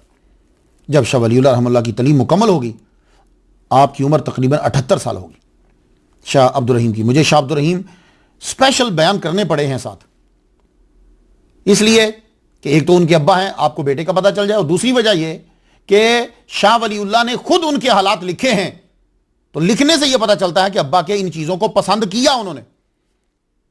इसलिए इनके बाद मदरसा रहीमिया के प्रिंसिपल शाह वलीउल्लाह बने। आपने 12 साल इस मदरसा में रहकर दीन की खिदमत की। अनफासुल आरिफीन में यह लिखते हैं कि जब मुझे तौहीद के कोई मसाइल दरपेश होते, समझ ना आती, तो मैं अपने वालिद गिरामी शाह अब्दुर रहीम रहमतुल्लाह अलैह की कब्र पर जाता, वहां जब बैठता तो तौहीद का मसाला हल हो जाता। यह बात जरा सुन लीजिए आप सब लोग, क्या उन लोगों को बताइए कि जो ये कहते हैं कि कब्र पर जाने वाला मुशरिक है। शाह वलीउल्लाह कह रहे हैं कि मैं मुवाहिद बना ही हूं अपने अब्बा की कब्र पर जाकर, क्योंकि तौहीद के मसले मेरे वहीं उनकी कब्र पे हल होते थे। तो मालूम हुआ कि शाह इस्माइल देलवी के दादा शाह वलीउल्लाह को मुकम्मल तौहीद कब्र पर जाने से समझ में आई। तो 12 सालों के अंदर आपने मुताला के जरिए बहुत तरक्की की। खासतौर पर आपने फिक्र के चारों मज़ाहिब का मुताला किया, उनके माखिज जाने, और हकीकत वाज़ेह हुई कि तकलीद सही है। तो शाह वलीउल्लाह तकलीद के मुनकर नहीं थे, यह बात याद रखिएगा, वो तकलीद के मुनकर नहीं थे। अब हुआ क्या है कि साजिश के तहत तकलीद को हराम करार दे दिया गया, और खुद जो आपको जो कहता है ना कि तकलीद शख्सी हराम है, उसके साथ 7 दिन रहकर चेक करना, वो भी एक इमाम का मुकल्लिद है, और वो हमसे ज्यादा मुकल्लिद है। हम इतने हैं ही नहीं जितना वो है। हाँ, ये चीजें जरा गौर किया करें आप। उसने चारों को गलत करार देने के लिए और झुटलाने के लिए उसने एक शोशा छोड़ा कि तकलीद शख्सी हराम है, जबकि वो खुद भी एक इमाम का मुकल्लिद है। शाह वलीउल्लाह रहमतुल्लाह अलैह ने 12 साल रह के अपने अब्बा के मदरसा में पढ़ाया। आपकी उम्र मुबारक की 29 बहारें गुजर गई, आपको हज करने का शौक पैदा हुआ। अब आप हज पे चलें। ये अगर आपने पढ़ना हो तो अल कौलुल जली में जो आपको सुनाई गई, आपने सुनी, पसंद फरमाई, और तसव्वुफ वलीउल्लाही जो है, इसकी हकीकत इसके अंदर है, ये भी आप जरूर पढ़िएगा। मैं जो बताता जा रहा हूं ना, ये किताबें जरूर रख लीजिए, ताकि कोई अगर आपको ये कहे कि आला हजरत ने कोई नई चीज बताई है, तो आपके पास किताब पहले से, उनकी विलादत से 153 साल पहले की किताबें आपके पास हों। अब आप हरामैन के लिए रवाना हुए। उस वक्त सफ़र करने के कई तरीके होते थे। जब आदमी निकलता था, राउट हर एक अपना इख्तियार करता था बंदा, कहाँ से निकलना, कहाँ जाना है। तो ये निकले रबीउल अव्वल 1143 हिजरी में निकले, सितंबर 1730 बनती है ईस्वी। अपने बड़े मामू शेख उबैदुल्लाह के बेटे शाह मोहम्मद आशिक फुलती रहमतुल्लाह अलैह के साथ, ये इनके खलीफा हैं, शागिर्द हैं, हमराज हैं, सब कुछ हैं ये। और ये साथ लिखते भी जाते थे, और फिर उनको दिखाते थे ये कि मैंने ये लिखा है।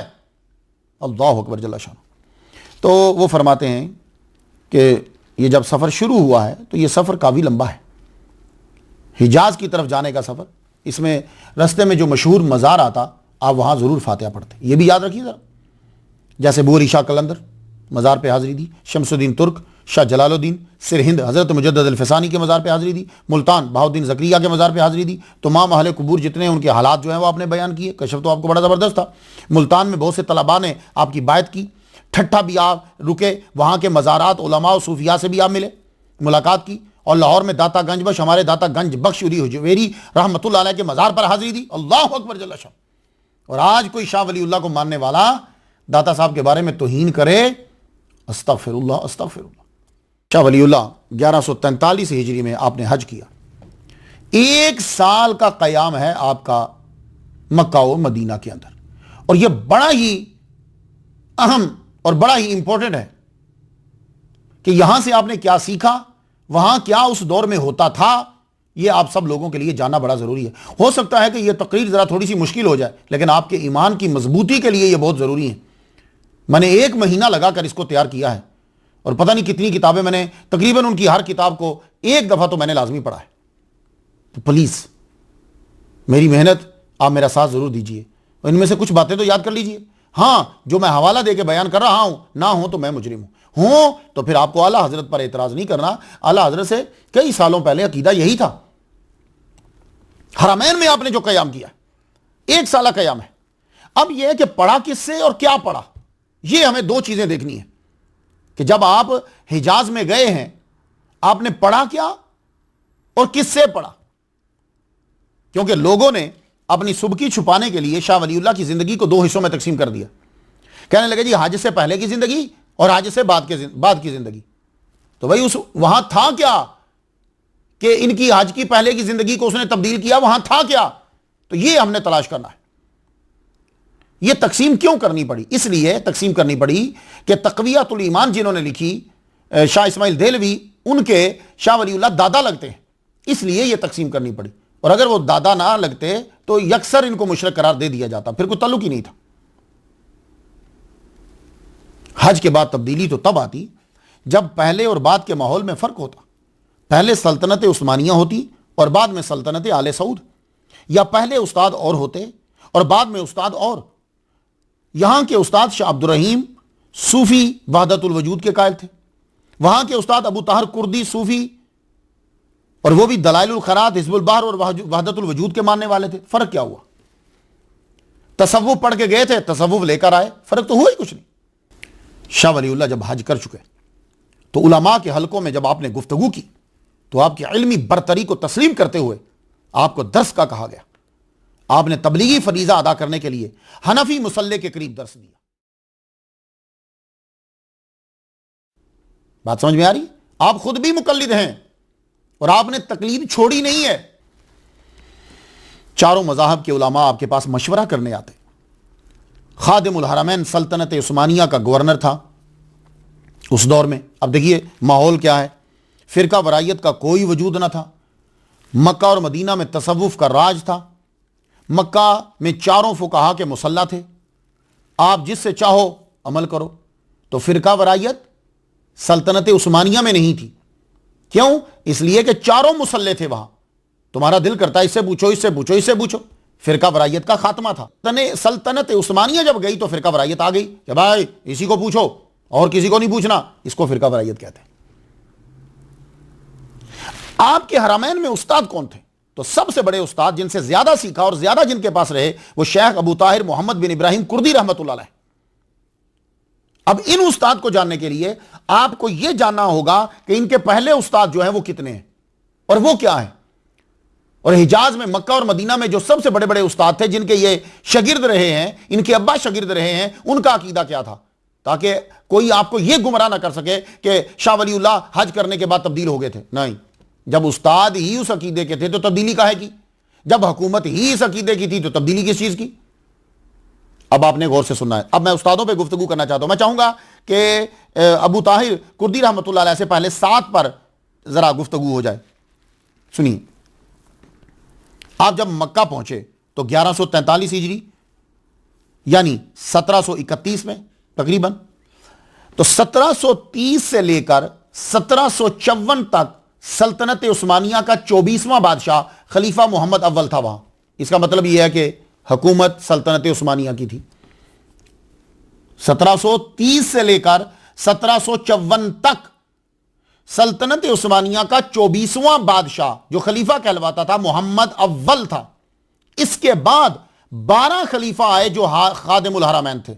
लो, तो उनके बाद भी यानी शाह वलीउल्लाह जब वहां गए थे तो 1730 से 1754 तक 24वां, उसके बाद 12 और खलीफा आए। यानी शाह वलीउल्लाह के हज करके आ जाने के बाद 190 साल तक अकीदा, असातिज़ा, तालीम और खादिमुल हरमैन वही रहे जिनका अकीदा हज से पहले भी वही था। जब शाह वलीउल्लाह हज करने गए उस वक्त मोहम्मद बिन अब्दुल वहाब नजदी जो हैं, जिन्होंने तहरीक चलाई थी, जिन्होंने किताब व तौहीद लिखी, उनकी उम्र टोटल 27 साल थी उस वक्त। तो मक्का मदीना का मुकम्मल इंतजाम तालीमी और तंजीमी, सियासी, समाजी सल्तनत उस्मानिया के हाथ था। उस वक्त मुल्क का नाम हिजाज था। सऊदी अरब नाम पड़ा है 23 सितंबर 1932 में। फिर सुन लीजिए, जब शाह वलीउल्लाह गए तो तब उसका नाम हिजाज था, इसका नाम सऊदी अरब पड़ा 1932। वलीउल्लाह हज के बाद कैसे बदल गए? वहां तो कोई चीज बदल ही नहीं रही, कोई चीज आ ही नहीं रही। तो मुझे आपको बताना है कि शाह वलीउल्लाह के सबसे बड़े उस्ताद, जिनसे एक साला दौर में सबसे ज्यादा इल्म सीखा, जो आपकी हर सनद में पहले नाम पे आते हैं, शेखुल हदीस इमाम मक्का शेख अबू ताहिर मोहम्मद बिन इब्राहिम कुर्दी रहमतुल्लाह अलैह। ये हिस्सा चूंकि बड़ा अहम है, इसलिए मुझे जरा 7 स्टेप्स इनसे ऊपर से शुरू करना पड़ेगा, ताकि आपको मालूम हो जाए कि उस दौर में हरमैन के असातिज़ा का अकीदा क्या होता था। सबसे पहले जरा नाम सुनिए, एक जो इमाम मक्का और उस्ताजुल हरमैन नाम आता, शेख अहमद बिन अली शनावी। इनका विसाल शेख अबू ताहिर के विसाल से 118 कमरी साल पहले हुआ। शेख अहमद मिस्री हैं ये, वहीं के उलमा से तरीक़त और शरीयत का इल्म हासिल किया, फिर मदीना आए और यहीं के होकर रह गए, और यहां आप पढ़ाते थे असातिज़ा को। सुनते जाइए जरा। आप वहदतुल वजूद के कायल थे, तवीज़ात और दम के कायल थे। आपने शेख सिबगतुल्लाह हुसैनी से खिलाफत ली थी, और यह खलीफा थे शाह मोहम्मद गौस गवाल यारी रहमतुल्लाह अलैह के। शाह मोहम्मद गौस गवाल यारी, जिन्होंने जवाहिर खमसा लिखी है, जो जिसमें नादे अली है। लो, तो नादे अली के मानने वालों के खलीफा हैं मक्का के इमाम, और ये बहुत बड़े उस्ताद हैं। और शाह अहमद ने जवाहिर खमसा के ऊपर हाशिया भी लिखा है।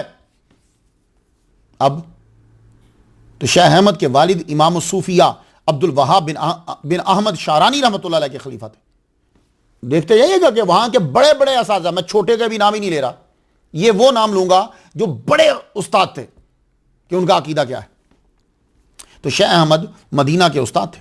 आप बहुत बड़े सूफी थे, अदीब थे, शायर थे, साहिब करामत वली थे, और शाफी मसलक के आलिम थे, क्योंकि मिस्र के अक्सर उलामा जो हैं वो शवाफे हैं। इनका विसाल हुआ मदीना में 1028 में हिजरी में, जन्नतुल बकी में अपने मुर्शिद सैयद सिबगतुल्लाह हुसैनी के पहलू में दफन हुए। और ये मुरीद हैं शाह मोहम्मद गौस गवालियारी रहमतुल्लाह अलैह। देख लिया आपने इंडिया वालों, ये इंडिया जो है ना, ये श्रीलंका, बांग्लादेश, बर्मा, ये सारे इलाके पाकिस्तान, ये सब इसी के अंदर ही आते थे। इनके शागिर्द खलीफा आजम और दामाद थे शेख अहमद कशाशी रहमतुल्लाह अलैह। आप मदीना में 1071 में फोत हुए। ये भी कादरी सूफी खानदान से ताल्लुक रखते थे। ये खानदान बैतुल मक़दस से हिजरत करके मदीना आया। शेख अहमद कशाशी मदीना में पैदा हुए। आपने दूर दराज जाकर इल्म हासिल किया, मालिकी मसलक आपने इख्तियार किया, फिर शाफी, मगर रुके आकर मदीना। और आप शेख अहमद शनावी रहमतुल्लाह की आपने बायत की। उस वक्त बायत का सिलसिला चलता था, बायत की, खिलाफत ली और मदीना में उस्ताद हुए।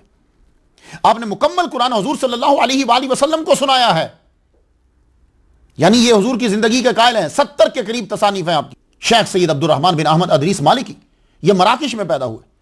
1085 में इनका विसाल हुआ मक्का में। आपने मराकिश से के जो उलमाए ज़ाहिर थे या जो बातिन का इल्म रखते थे, उनसे इस्तिफादा किया, दलाइलुल खैरात की इजाज़त ली। मैं भी मराकिश गया हूँ, वहाँ जाकर मैं दलाइलुल खैरात की इजाज़त लेकर आया। खैर मैंने तो इजाज़त जो है उनके जो नस्ल से अब बैठे हुए हैं उनसे ली। फिर ये मदीना मुनव्वरा आए, यहाँ क़याम किया। मिस्र, तुर्की, शाम, यमन के सूफिया से मिले, फैज़ लिया, और आपने शेख अहमद कशाशी से फैज़ लिया और मक्का में सुकूनत इख्तियार की, और हिजाज के सूफी कबीर कहलवाए। और आप जब दर्स देने लगते थे तो क्या होता था? सबसे पहले तिलावत, फिर उसके बाद दर्स, फिर उसके बाद जिक्र अज़कार, फिर सलातो सलाम होता था। अब बताओ, पाकिस्तान और इंडिया में यही कुछ होता ना? पहले तिलावत करते हो, मौलवी साहब तकरीर करते हैं, फिर जिक्र होता है, उसको खत्म बोलो ये जो भी, उसके बाद सलातो सलाम खड़े होकर पढ़ते हो। तो ये तो मक्के मदीने में होता था। तो नई चीज कौन सी है? खुद आपने अपनी कब्र तैयार करवाई मक्का के करीबी, और अरसा दराज तक आपकी कब्र पर कुरान मजीद की तिलावत होती रही, मजालिस होती रही उसकी। और आपके खुलफा और शागिर्दों में से शेख हसन है, बड़े ज़बरदस्त ये मशहूर हुए। ये मैं आपको मक्का के उस्ताद बता रहा हूं कि जिनके हलकों में या तो शाह वलीउल्लाह के उस्ताद खुद बैठे हैं या इनके अब्बा बैठे हैं। शेख शमसुद्दीन मोहम्मद बिन अलाउद्दीन अल बाबुली शाफई रहमतुल्लाह, 1077 में इनका विसाल हुआ है हिजरी में। मिस्र के गांव बाबुल में ये पैदा हुए।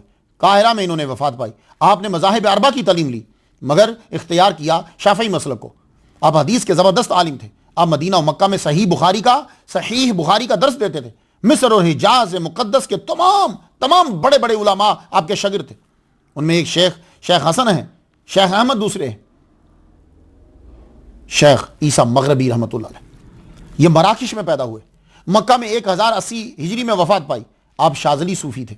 अल जज़ायर, ट्यूनिस, मिस्र, काहिरा से इल्म हासिल करने के बाद सऊदी अरब में आ गए आप और मक्का में सुकूनत इख्तियार कर ली। नमाज बाजमात अदा करते, कसरत से तवाफ करते, रोजे आप रखते। शमसुद्दीन मोहम्मद बाबुली से और दूसरे उलमा से आपने इस्तिफादा किया। वो जो मैं पहले नाम ले चुका हूं ना, मैं असल में वो नाम इसलिए ले रहा हूं ताकि आपको मालूम हो कि शाह वलीउल्लाह के उस्ताद और उनके अब्बा ने किन से इल्म हासिल किया है। मैं बार बार ये कह रहा हूं, आप कहीं ये ना समझो कि मैं हट गया हूं, हटा नहीं हूं। तो शमसुद्दीन मोहम्मद बाबली से इस्तिफादा किया इन्होंने। मस्जिद हरम में मुदर्रिस मुकर्रर हुए। हर साल मदीना आते, शेख अहमद कशाशी की महफिल में भी बैठते। देखा, मदीना आते और जो मैं पहले बयान कर चुका उनकी महफिल में ये बैठते। और इनके मशहूर शागिर्दों में शेख हसन बिन अली हैं और शेख बुरहानुद्दीन इब्राहिम कुर्दी हैं। आ गया ना मैं वहां। ये इब्राहिम कुर्दी अबू ताहिर के बाप, अबू ताहिर उस्ताद शाह वलीउल्लाह के, अब शेख हसन बिन अली। ये मक्का में पैदा हुए, ताइफ में मदफून है। आपने हिजाज मुकद्दस के तमाम बड़े बड़े उलमा से इस्तिफादा किया। आपने उस्ताद मोहतरम के एहतराम की वजह से मस्जिद में नहीं घर में दर्स देना शुरू किया। जब आपके उस्ताद शेख ईसा जाफरी, मैं अभी बयान कर चुका हूं ना, ईसा जाफरी मगरबी ने वफात पाई तो आप बाबे उमेहानी के पास हल्का आपने लगाया। आप सही बुखारी का दर्स 12 आपने मुकम्मल किया। आप हर साल कोई एक किताब सिहाह सित्ता की लाते और मस्जिद नबवी में एहतमाम हो जाता। तो जानते हो हदीस कौन पढ़ता था? शाह वलीउल्लाह के उस्ताद शेख अबू ताहिर पढ़ते थे। ये हैं वो उस्ताद जो उस वक्त मक्का और मदीना में पढ़ाते थे। दलाइलुल खैरात के पढ़ने वाले, हिजबुल बहर के पढ़ने वाले, सूफिया कराम, खिरका के मानने वाले, हुजूर की जिंदगी का इकरार करने वाले, सब ये वही असातिज़ा है। तो जब आते तो हदीस भाई, अब आज इस साल तिरमिज़ी, इस साल इब्न माजा, इस साल ये इस तरह। तो अबू ताहिर जो उस्ताद हैं शाह वलीउल्लाह के, वो फिर हदीस जो है वो पढ़ते। यहां आपको लाना था, इतना सफ़र मैंने इसलिए किया कि आपको मालूम हो कि सल्तनत उस्मानिया में और शाह वलीउल्लाह जब गए तो असातिज़ा किस किस्म के थे और वो जिनके शागिर्द थे वो असातिज़ा किस तहरीक से मुतासिर थे। आपकी 60 के करीब तसानीफ हैं। आपको तसव्वुफ से कितना लगाव था यह अंदाज़ा इस बात से लगा लो कि आपके गहरे दोस्त उस्ताजुल कबीर आरिफ बिल्ला शेख अब्दुल गनी बिन इस्माइल नाबुलसी हनफी रहमतुल्लाह अलैह, शेख हसन बिन अली के। अब आ जाइए, मैं आपको ले आया ना वहां जहाँ लाना था, शेख अबू ताहिर मोहम्मद बिन इब्राहिम कुर्दी रहमतुल्लाह अलैह। ये हैं शाह वलीउल्लाह के उस्ताद। असल ये बयाक वक्त जामे माकूल, शेखुल फ़िक़्ह, शेखुल हदीस व तफसीर वल क़िराअत। तसव्वुफ़ में इन्होंने खिरका अपने वालिद गिरामी शेख इब्राहिम कुर्दी रहमतुल्लाह अलैह से लिया और ये शाफ़ई फ़िक़्ह के पैरोकार थे। हदीस और फ़िक़्ह में महारत तामा रखते थे। 2 साल तक गौस पाक के दरबार में रहे ये इब्राहिम कुर्दी रहमतुल्लाह अलैह, जो यानी शेख अबू ताहिर के वालिद गिरामी जो हैं उनकी बात मैं कर रहा हूं। 2 साल तक गौस पाक के दरबार में रहे। शाम 4 साल गुजारे इन्होंने। फिर वहां से मिस्र से होते हुए हरमैन में आए, मौजूदा सऊदी अरब में। शेख अहमद कशाशी से हदीस की रिवायत ली। मैं बयान कर रहा हूं ना, मैं इसलिए उनके नाम बयान किए थे कि आगे आएंगे ये। उनसे हदीस की रिवायत ली। आप कलाम सूफिया को हुकामा की तहकीक पर तरजीह देते थे और फरमाते थे ये फलासिफा गिरते पड़ते हक के करीब तो पहुंच गए लेकिन उन तक रसाई नहीं हुई। 1071 हिजरी में इनका विसाल हुआ। आप भी यानी शेख अबू ताहिर के ये अब्बा, ये भी वहदतुल वजूद के कायल और इब्ने अरबी के मुहिब थे। ये शेख अबू ताहिर मदीना में ही पैदा हुए। आप एक अरसा खिलाफत उस्मानिया की तरफ से मदीना मुनव्वरा शाफ़ई मसलक के मुफ्ती रहे। शेख अहमद कशाशी आरिफ बिल्ला मुफ्ती मक्का और मदीना आपके नाना थे। ये मैं उनको इंडिपेंडेंट बयान कराया फिर आगे ताकि आपको पता चलता रहे। तो सबसे बड़े जो उस्ताद थे वो इनके नाना थे। वालिद ग्रामी की वजह से आपको बड़े बड़े शेख अबू ताहिर मोहम्मद को बड़े बड़े असातिज़ा के पास बैठने का मौका मिला। आपने शेख अब्दुल्ला बिन सालिम बसरी रहमतुल्लाह अलैह से मुस्नद इमाम अहमद बिन हंबल पढ़ी सिर्फ 2 माह के अंदर। जब शाह वलीउल्लाह शेख अबू ताहिर रहमतुल्लाह अलैह के हल्का में बैठे तो उस वक्त इनकी उम्र तकरीबन 62 साल थी। शाह वलीउल्लाह ने उनको उस्ताद माना क्योंकि उस वक्त हदीस के उलूम में इनसे बढ़कर मक्का मदीना में कोई नहीं था। इनसे 50 मजालिस में बुखारी शरीफ पढ़ी, कुछ सुनकर कुछ सुनाकर। दारमी शरीफ महराब उस्मानी के करीब 8 जलसों में समात फरमाई शाह वलीउल्लाह ने और बकिया कुतब का एक एक सबक पढ़कर मुकम्मल इजाजत ली। हाज़ा रहमतुम मिन रब्बी, मुझे भी ये इजाज़त शेखुल इस्लाम औलाद गौस पाक शाह सैयद शाह तुराबुल हक कादरी रहमतुल्लाह अलैह से है हदीस मुबारक की, और सिहा सित्ता की इजाज़त मुझे शेखुल हदीस व तफसीर हज़रत अल्लामा ज़ियाउल मुस्तफ़ा अमजदी मद्दज़िल्लहु अलैहि से है मुझे। हाज़ा रहमतुम मिन रब्बी। तो शाह वलीउल्लाह रहमतुल्लाह अलैह ने तमाम सलासिल की इजाज़त मसलन शत्तारिया, सोरावर्दिया, कुबराविया, शाजलिया, रिफाइया, हद्दादिया, मदनिया शेख अबू ताहिर से ली। ये मैं क्यों बयान कर रहा हूं आपको, ये आपको बार बार सुनना पड़ेगा, एक बार नहीं। ये इसलिए बता रहा हूं कि जो ये कहा गया कि शाह वलीउल्लाह जब हज करके आए तो बदल गए थे, ये इतनी लंबी बात मुझे इसलिए करनी पड़ रही है कि वो बदल कैसे गए थे। उनके उस्ताद तो शेख अबू ताहिर हैं, तो शेख अबू ताहिर जो हैं वो किसके नवासे हैं, किसके शागिर्द हैं, किसके पास बैठे हैं, वो बता रहा हूं मैं आपको, उसी का तो असर होगा ना। तो शेख अबू ताहिर खुद बहुत बड़े सूफी, और तसव्वुफ का कितना गलबा था कि शाह वलीउल्लाह ने मिंबर मुस्तफ़ा के करीब इनसे खिरका लिया, ये जो जुबा हमें मिलता है, और कुल्ला मुबारक उनसे लिया। और तसव्वुफ का कितना गलबा था कि सऊदी अरब में शाह वलीउल्लाह ने अपने हाथ की लिखी हुई किताब अल कौलुल जमील अपने उस्ताद शेख अबू ताहिर शेखुल हदीस व तफसीर उस्ताजुल हरमैन अबू ताहिर कुर्दी रहमतुल्लाह अलैह को पेश की। अल कौलुल जमील पेश की उनको, वहां इंडिया से लिख के लेके गए थे, वहां पेश की। तो ये किताब तसव्वुफ का खजाना है, इसकी 11 फसलें हैं। बायत क्यों की जाती है इसके अंदर उन्होंने लिखा, बायत करना नबी की सुन्नत, सालिकीन की तरबियत कैसे करनी है इसमें लिखा, मशाइख कादरिया के अशगाल वज़ाइफ तरीका मुराकबा लिखा। 6ठी फसल में नक्शबंदिया मशाइख के अशगाल लिखे। इस फसल में अशगाल के अलावा दिल का हाल मालूम करने का तरीका, मुस्तकबिल के वाक़यात मालूम करने का तरीका इसमें बताया गया है। 8वीं फसल में वो अमाल के जिनका तजर्बा किया गया वो बताए गए, जो आपका खानदान करता था। रिस्क बढ़ाने के लिए एक जबरदस्त वजीफा शाह वलीउल्लाह ने बताया कि जो उनके वालिद ग्रामी शाह अब्दुर रहीम ने उनको बताया था कि 1100 बार रोजाना या मुगनियो और 40 बार सूरह मुज़म्मिल, ना हो सके तो 11 बार मुज़म्मिल, ये उसके अंदर लिखे हुए हैं। मरीज के लिए फजर की सुन्नत के बाद 41 बार फातिहा पढ़कर पानी पे दम करो, अल्लाह ताला शिफा दे देगा, ये इस किताब में लिखा हुआ है। तावीज़ के बारे में इस किताब में लिखा हुआ है, जो किताब उन्होंने जाकर मक्का और मदीना के सबसे बड़े उस्ताद को दी। सुनते जाइए जरा गौर से। तो दी शाह, अब तवीज़ आप उसके कायल थे। फरमाते हैं कि वालिद साहब से सुना कि इस तवीज़ को लिख कर बच्चों के गर्दन में डाल देते। तवीज़ क्या है? बिस्मिल्लाहिर्रहमानिर्रहीम, आऊज़ु बिकलिमातिल्लाहि ताम्मति मिन शर्रि कुल्लि शैतानिन व हाम्मति व ऐनिल लाम्मति तहस्सनतु बिहिस्नि अल्फ अल्फ ला हौला वला कुव्वता इल्ला बिल्लाहिल अलिय्यिल अज़ीम। ये लिखकर तवीज़ बच्चे के गले में डालते। तो मालूम यह हुआ कि आला हजरत की कोई नई बात नहीं है, उनसे 153 साल पहले शाह वलीउल्लाह ये चीजें लिखकर मक्का मदीना के सबसे बड़े उस्ताद को दे रहे हैं। अभी मैं सिर्फ चीजें बता रहा हूं, जब दी तो फिर क्या हुआ आगे सुनिएगा।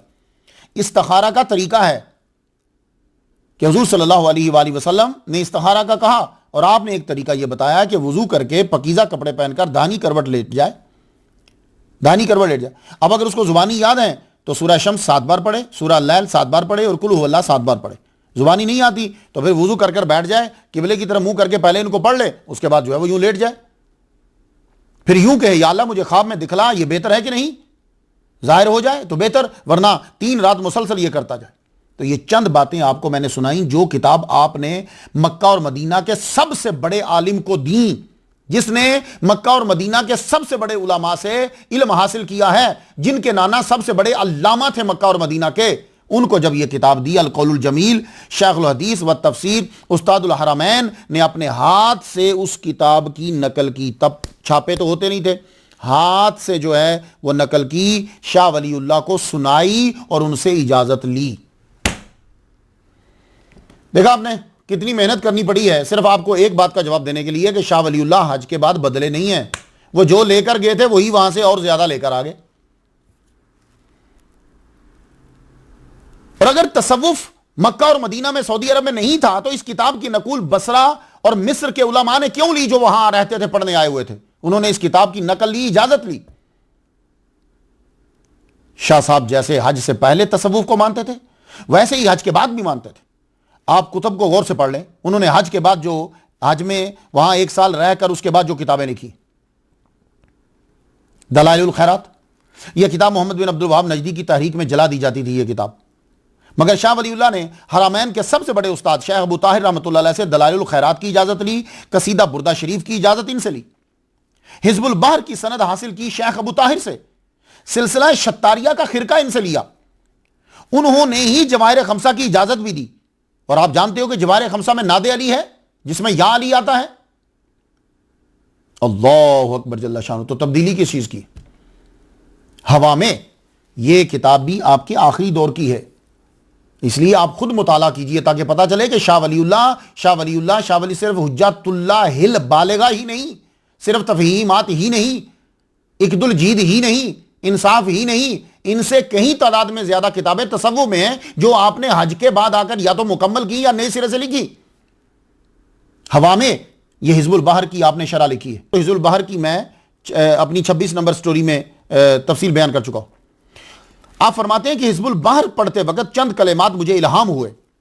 फारसी की इस किताब के 12वें हामियातुन में आपने फरमाया, जिस सनद से हिज़्बुल बहर की मुझे इजाजत मिली है यह दुनिया में बहुत कम है। इस सनद में पहला आदमी कौन है जानते हो? आपके बड़े उस्ताद शेखुल हरमैन अबू ताहिर मोहम्मद बिन इब्राहिम कुर्दी रहमतुल्लाह अलैह। आखिर में शाह वलीउल्लाह लिखते हैं, जो रिज्क बढ़ाना चाहता है वो 3 दिन हिज़्बुल बहर पढ़े, रोजाना 20 बार, रोजाना 3 दिन यानी 20 बार 20 बार 20 बार। और जब वो यहां पहुंचे, ये एक इबारत है, उन शुरहा अलैना मिन खजाइन रहमतिका, तो 70 मरतबा पढ़े, या गनियो अगनिनी या रज़्ज़ाको रुज़ुक़नी रिज़्क़न तय्यबन वासियन बगैर हिसाब। मेरे पास हिज़्बुल बहर की सिर्फ 2 बंदों से इजाज़त है। आप लोगों में से अगर किसी को पढ़ना हो तो हमारे अबू बकर साहब शाज़ली बहुत अच्छे हैं, आप टीवी में उनको अक्सर देखते हैं, 1-2 दफ़ा मुलाकात मेरी उनसे हुई है, बहुत नाइस आदमी है। आप उनसे हिज़्बुल बहर की इजाज़त जो है वो ले सकते हो। तो तसव्वुफ पे एक और दलील सुने कि आपने सऊदी अरब में क्या सीखा। अल फज़लुल मुबीन अरबी में।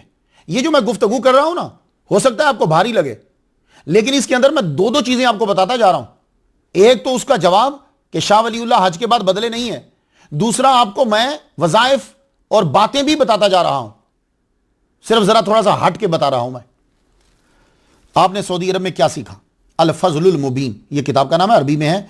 अब इसकी हदीस नंबर 12 से 17 तक, यह किताब आपको नेट पे भी मिलेगी, किताब आपको वैसे भी मिलेगी। 12 से 17 तक एक कमाल की चीज है जो मुझे पहले नहीं मिली कभी। वो क्या है? अहादीसो मुसलसला तो बिसूफियत। आप तो ये कहते हो ना कि सऊदी अरब में तसव्वुफ है नहीं है, कितना बड़ा धोखा दिया गया आप लोगों को। ये देखो, अब ये चेन आपने भी नहीं सुनी हो, उन लोगों ने पढ़ी होगी कि जिन्होंने या तो शाह वलीउल्लाह का दिफा करना था या छुपाना था उनको,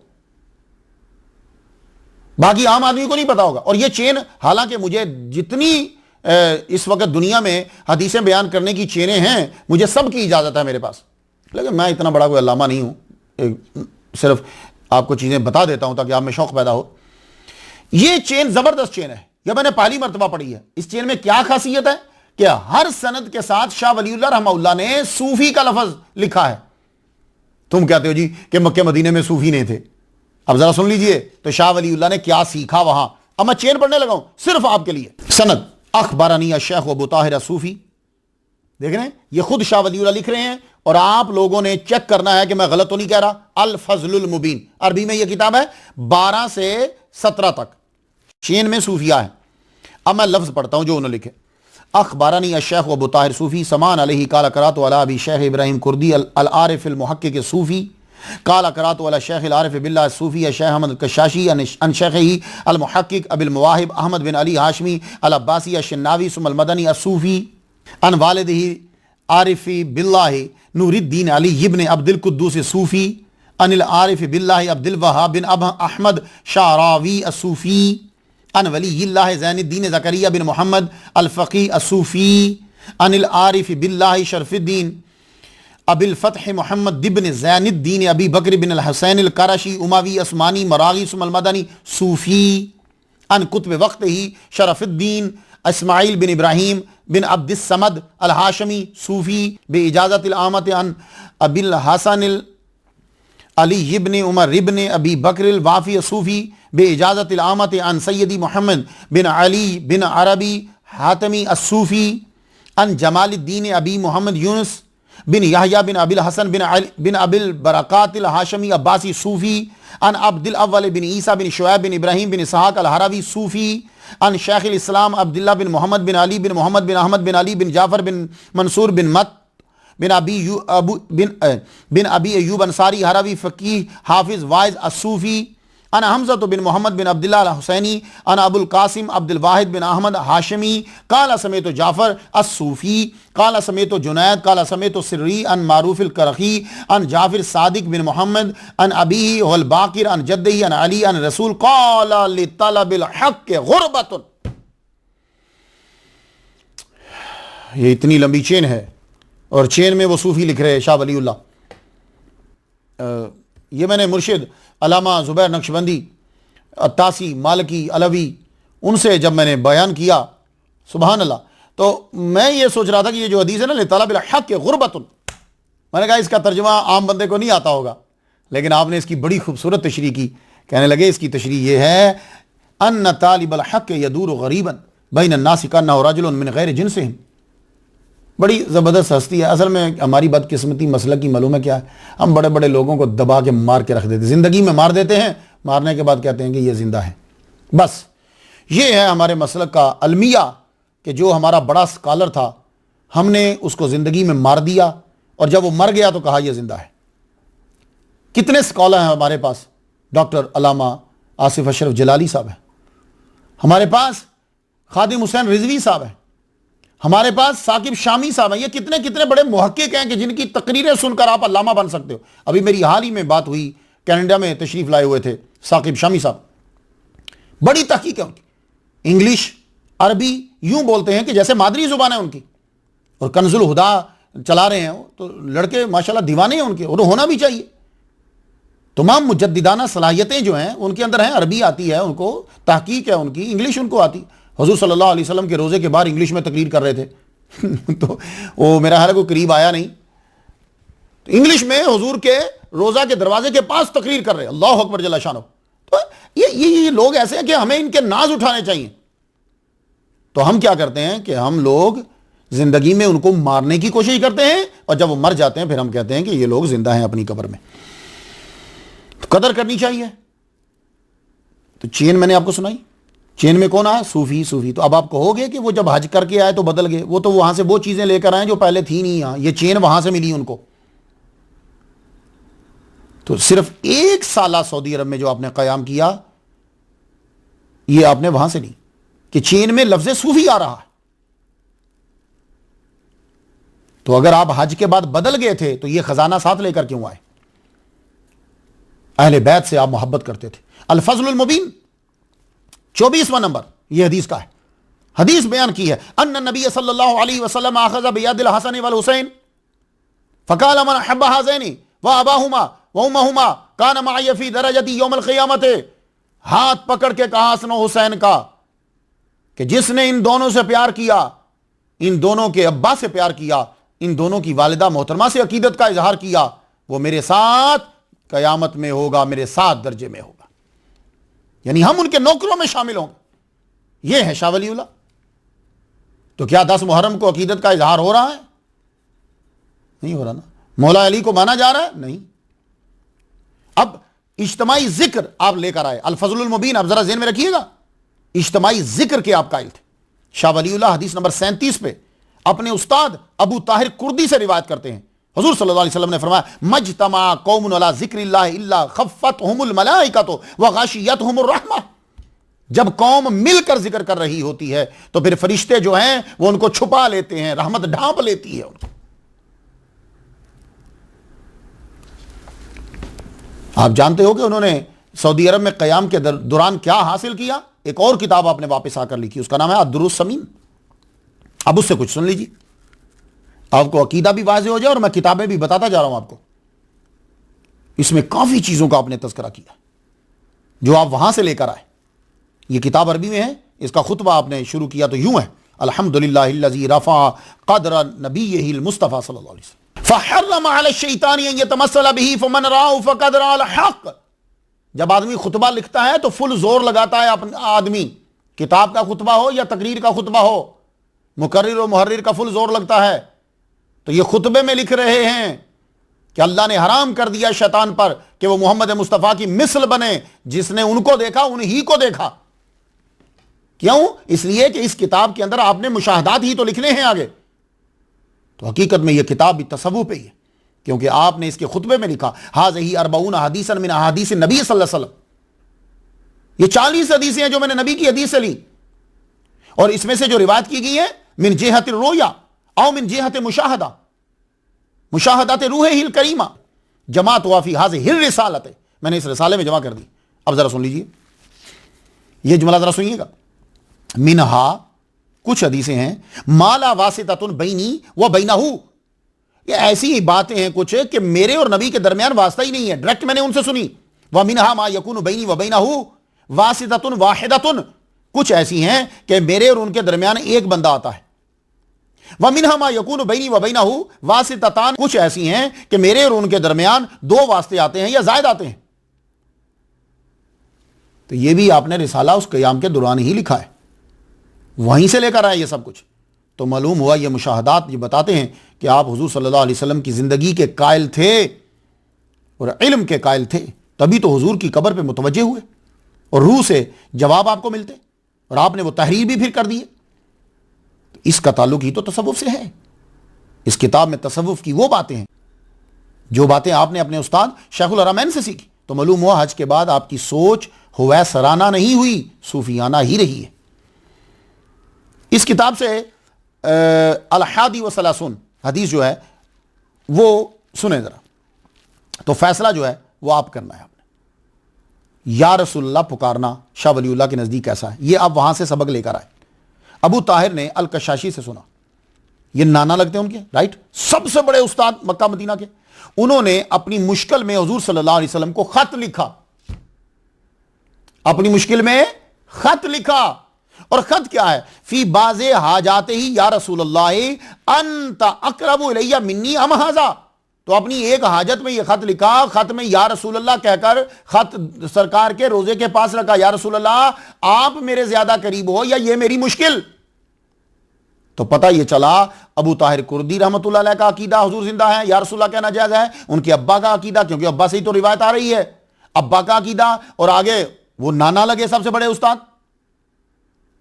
देखो मैं अपनी तरफ से कोई बात नहीं कर रहा, लेकिन इसका मतलब ये नहीं कि आप गालियां दें या डिसलाइक करें, थोड़ा सा तहकीक भी तो करनी चाहिए ना। अल हदीस, ये 14वीं हदीस क्या है? अखबारानी वालिदी अन्नहु रान नबी सल्लल्लाहु अलैहि वसल्लम फिल मनामे फबायाहु वलक्कनाहु नफिया वल इसबाता अला तरीक़त सूफिया। मुझे मेरे वालिद ने खबर दी कि उन्होंने हुजूर को देखा नींद में, बायत की, और उन्होंने तलकीन की ला इलाहा इल्लल्लाह, इसको नफी इसबात कहते हैं, ला इलाहा इल्लल्लाह अला तरीक़त सूफिया, सूफिया के तरीका पर। ये वो वहां ये बातें उन्होंने उसमें लिखी। तो ये अद-दुर्र-समीन जो है, ये आपने कीमती मोती जो है ये हरमैन से वापसी पे लिखी है।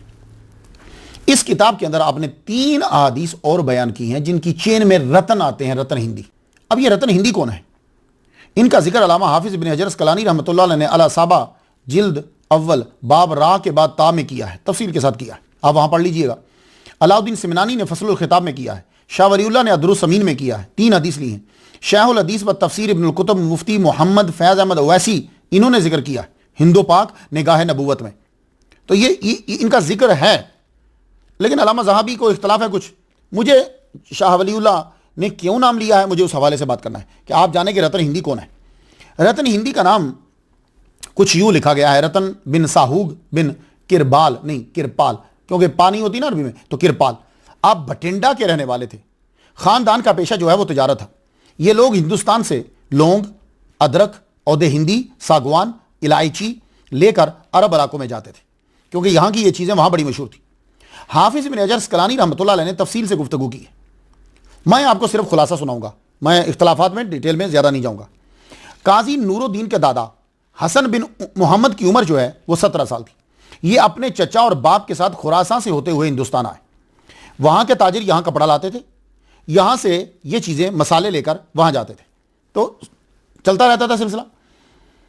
ये कहते हैं कि हम एक जगह रुके तो एकदम से हिंदुस्तान में जब हम आए, लोगों का शोर उठा जिस जगह हमने पड़ाव किया था। तो शोर उठा तो हम उस शोर की जानिब जो है वो बढ़े, तो पता चला कि वो एक बहुत बड़ा दरख्त है, उस दरख्त में एक जंबील है। तो हमने पूछा भाई ये जंबील में क्या है?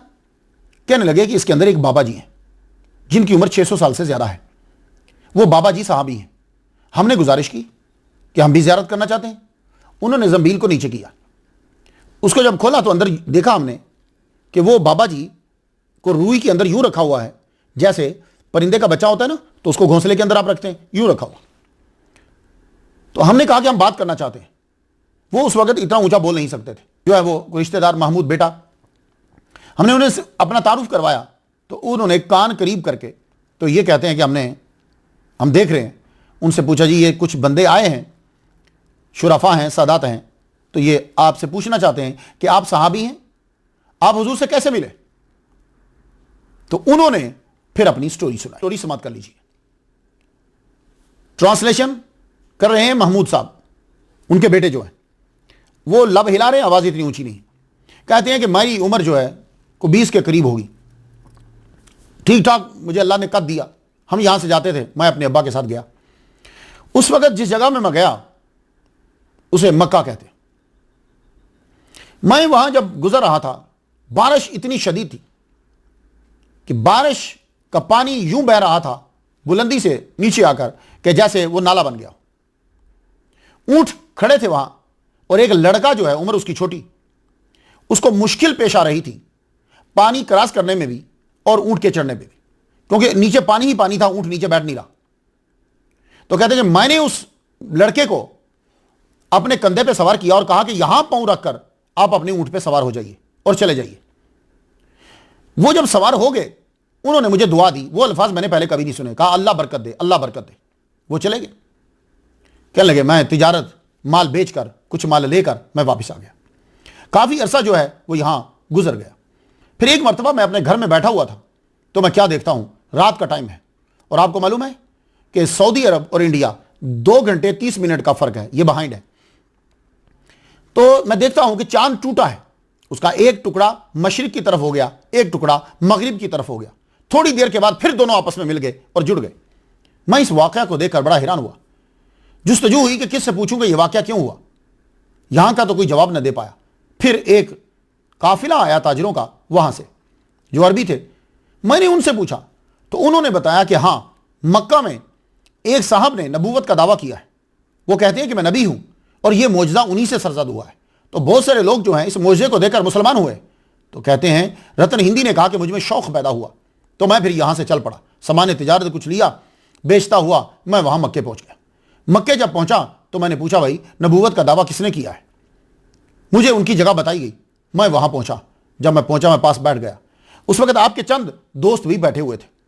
करीब ही आपके पास खजूरों का तश जो है वो पड़ा हुआ था। मैं जब करीब गया, बातचीत हुई तो खुद ही मेरी जानी मुतवज्जे होकर कहने लगे, तुम मुझे पहचानते हो? मैंने कहा नहीं, मैं तो नहीं पहचानता, क्योंकि हुजूर सल्लल्लाहु अलैहि वसल्लम ने जब ऐलान नबूवत किया है 40 साल के बाद तो तब्दीली तो आ जाती है आदमी में। नहीं, मैंने आपको नहीं पहचाना। तो हुजूर सल्लल्लाहु अलैहि वसल्लम फरमाने लगे, जब आपने हमें कंधों पे बिठाकर ऊंट पे बिठाया था तो हमने आपको दुआ दी थी, याद नहीं है? ये जुमला कहना था। तो रतन हिंदी कहते हैं कि मैं आगे बढ़ा तो मैंने कहा, अशहदु अल्ला इलाहा इल्लल्लाह व अशहदु अन्नका रसूलुल्लाह, मैं गवाही देता हूं जो दूसरों ने पढ़ा मैंने भी पढ़ दिया। तो उन्होंने मुझे 6 खजूरें उठाकर दी और मेरी उम्र में बरकत की दुआ दी। तो ये तकरीबन 632 साल से ज्यादा जिंदा रहे। तो ये है रतन हिंदी का वाकया।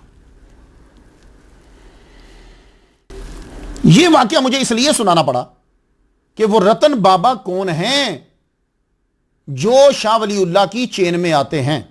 देखा मेरे सामईन, अब आपका लेवल जो है वो पीएचडी के बराबर चला गया है। अब आप वाकयात और उसमें नहीं, आपने तसव्वुफ में आगे बढ़ना है, इतराजात के जवाब देने हैं, बड़े बड़े लोगों की बातों को समझना है आपने। शाह वलीउल्लाह ने 1 साल क़याम के दौरान क्या हासिल किया उसका सबूत आपको एक और किताब में मिल जाएगा। उस किताब का नाम है फ़ुयूज़ुल हरमैन। क्योंकि जब आदमी में तब्दीली आती है तो उसकी तहरीर में, तकरीर दोनों में तब्दीली आती है। तो ये सारी किताबें जो मैं आपको बता रहा हूं ये हज के बाद की हैं और ये चीजें आपने वहां से सीखी और आकर लिखी।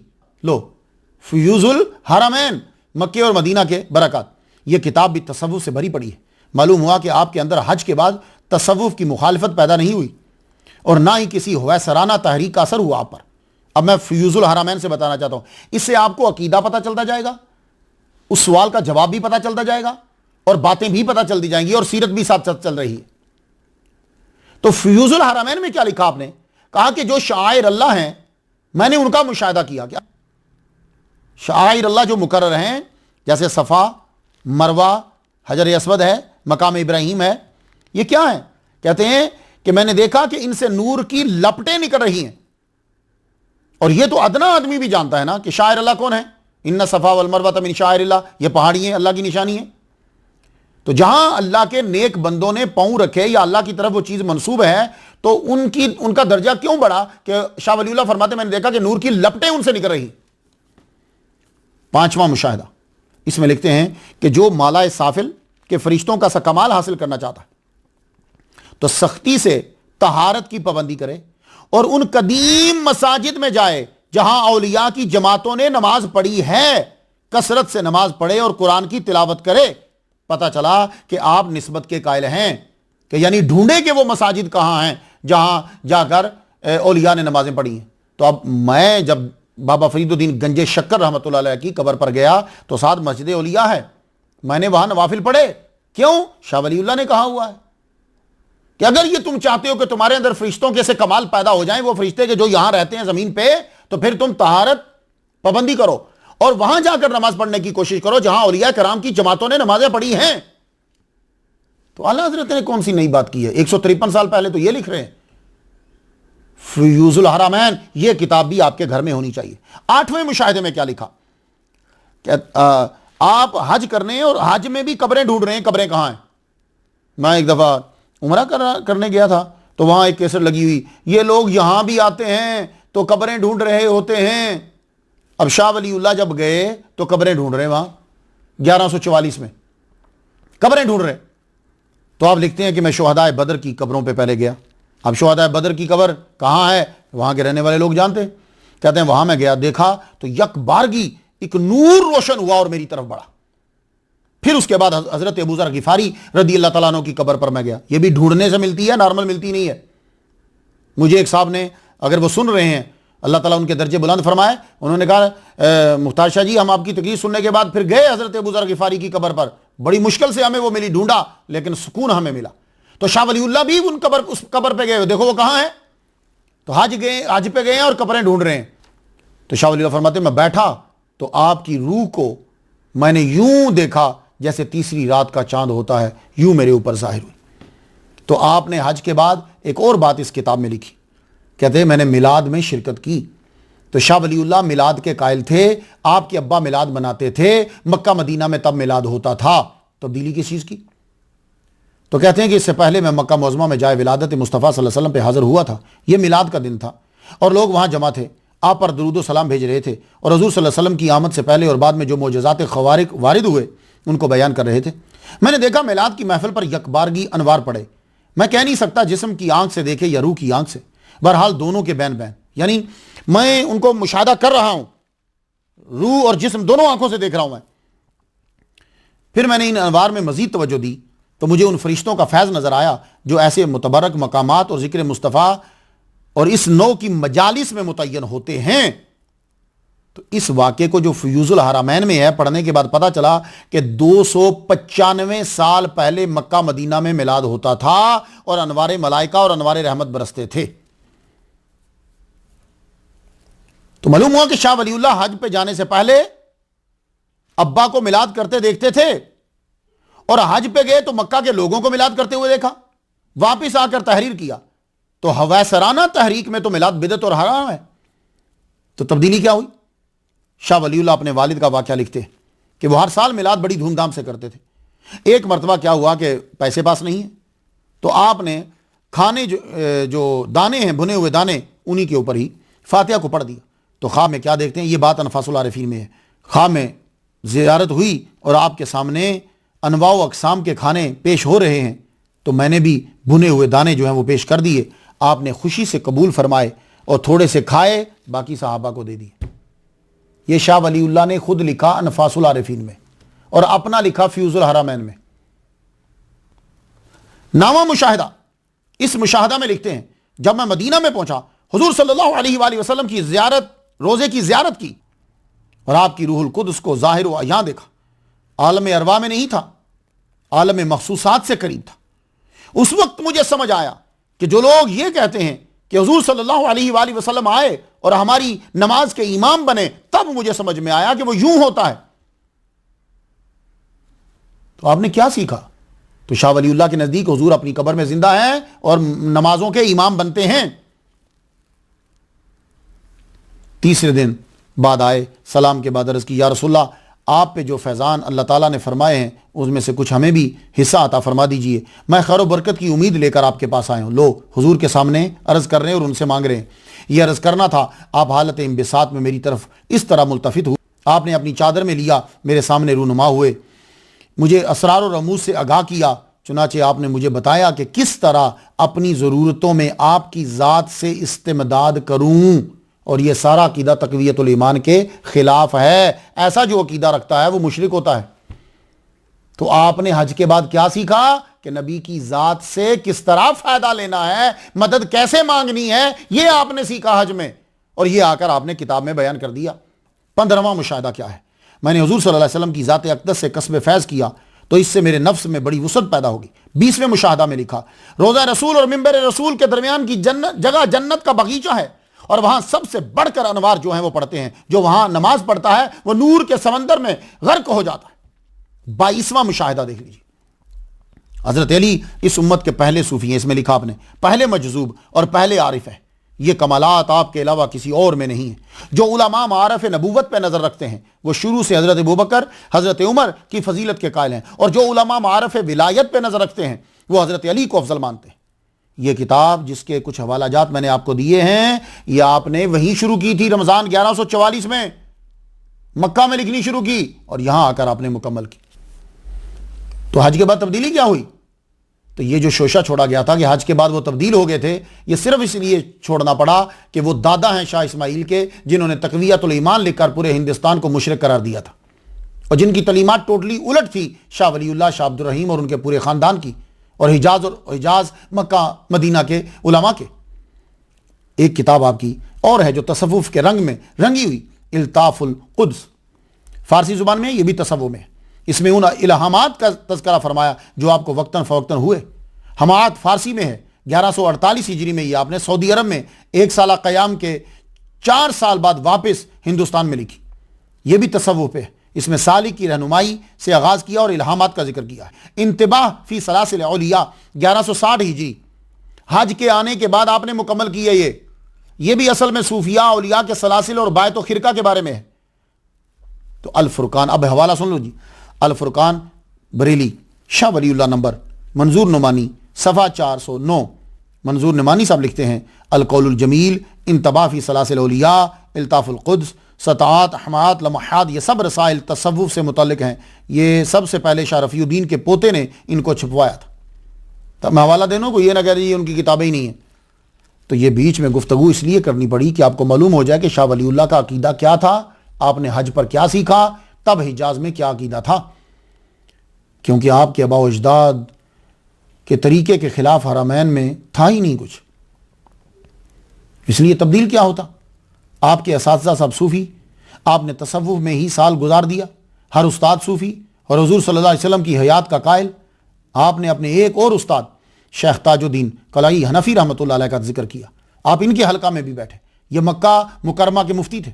शेख ईसा मगरबी रहमतुल्लाह से कम सिनी में ही इनके वालिद ने इनके लिए तिरमिज़ी की इजाज़त ले ली थी। लो, वो मैं पीछे जिक्र कर रहा हूँ, शेख ईसा मगरबी।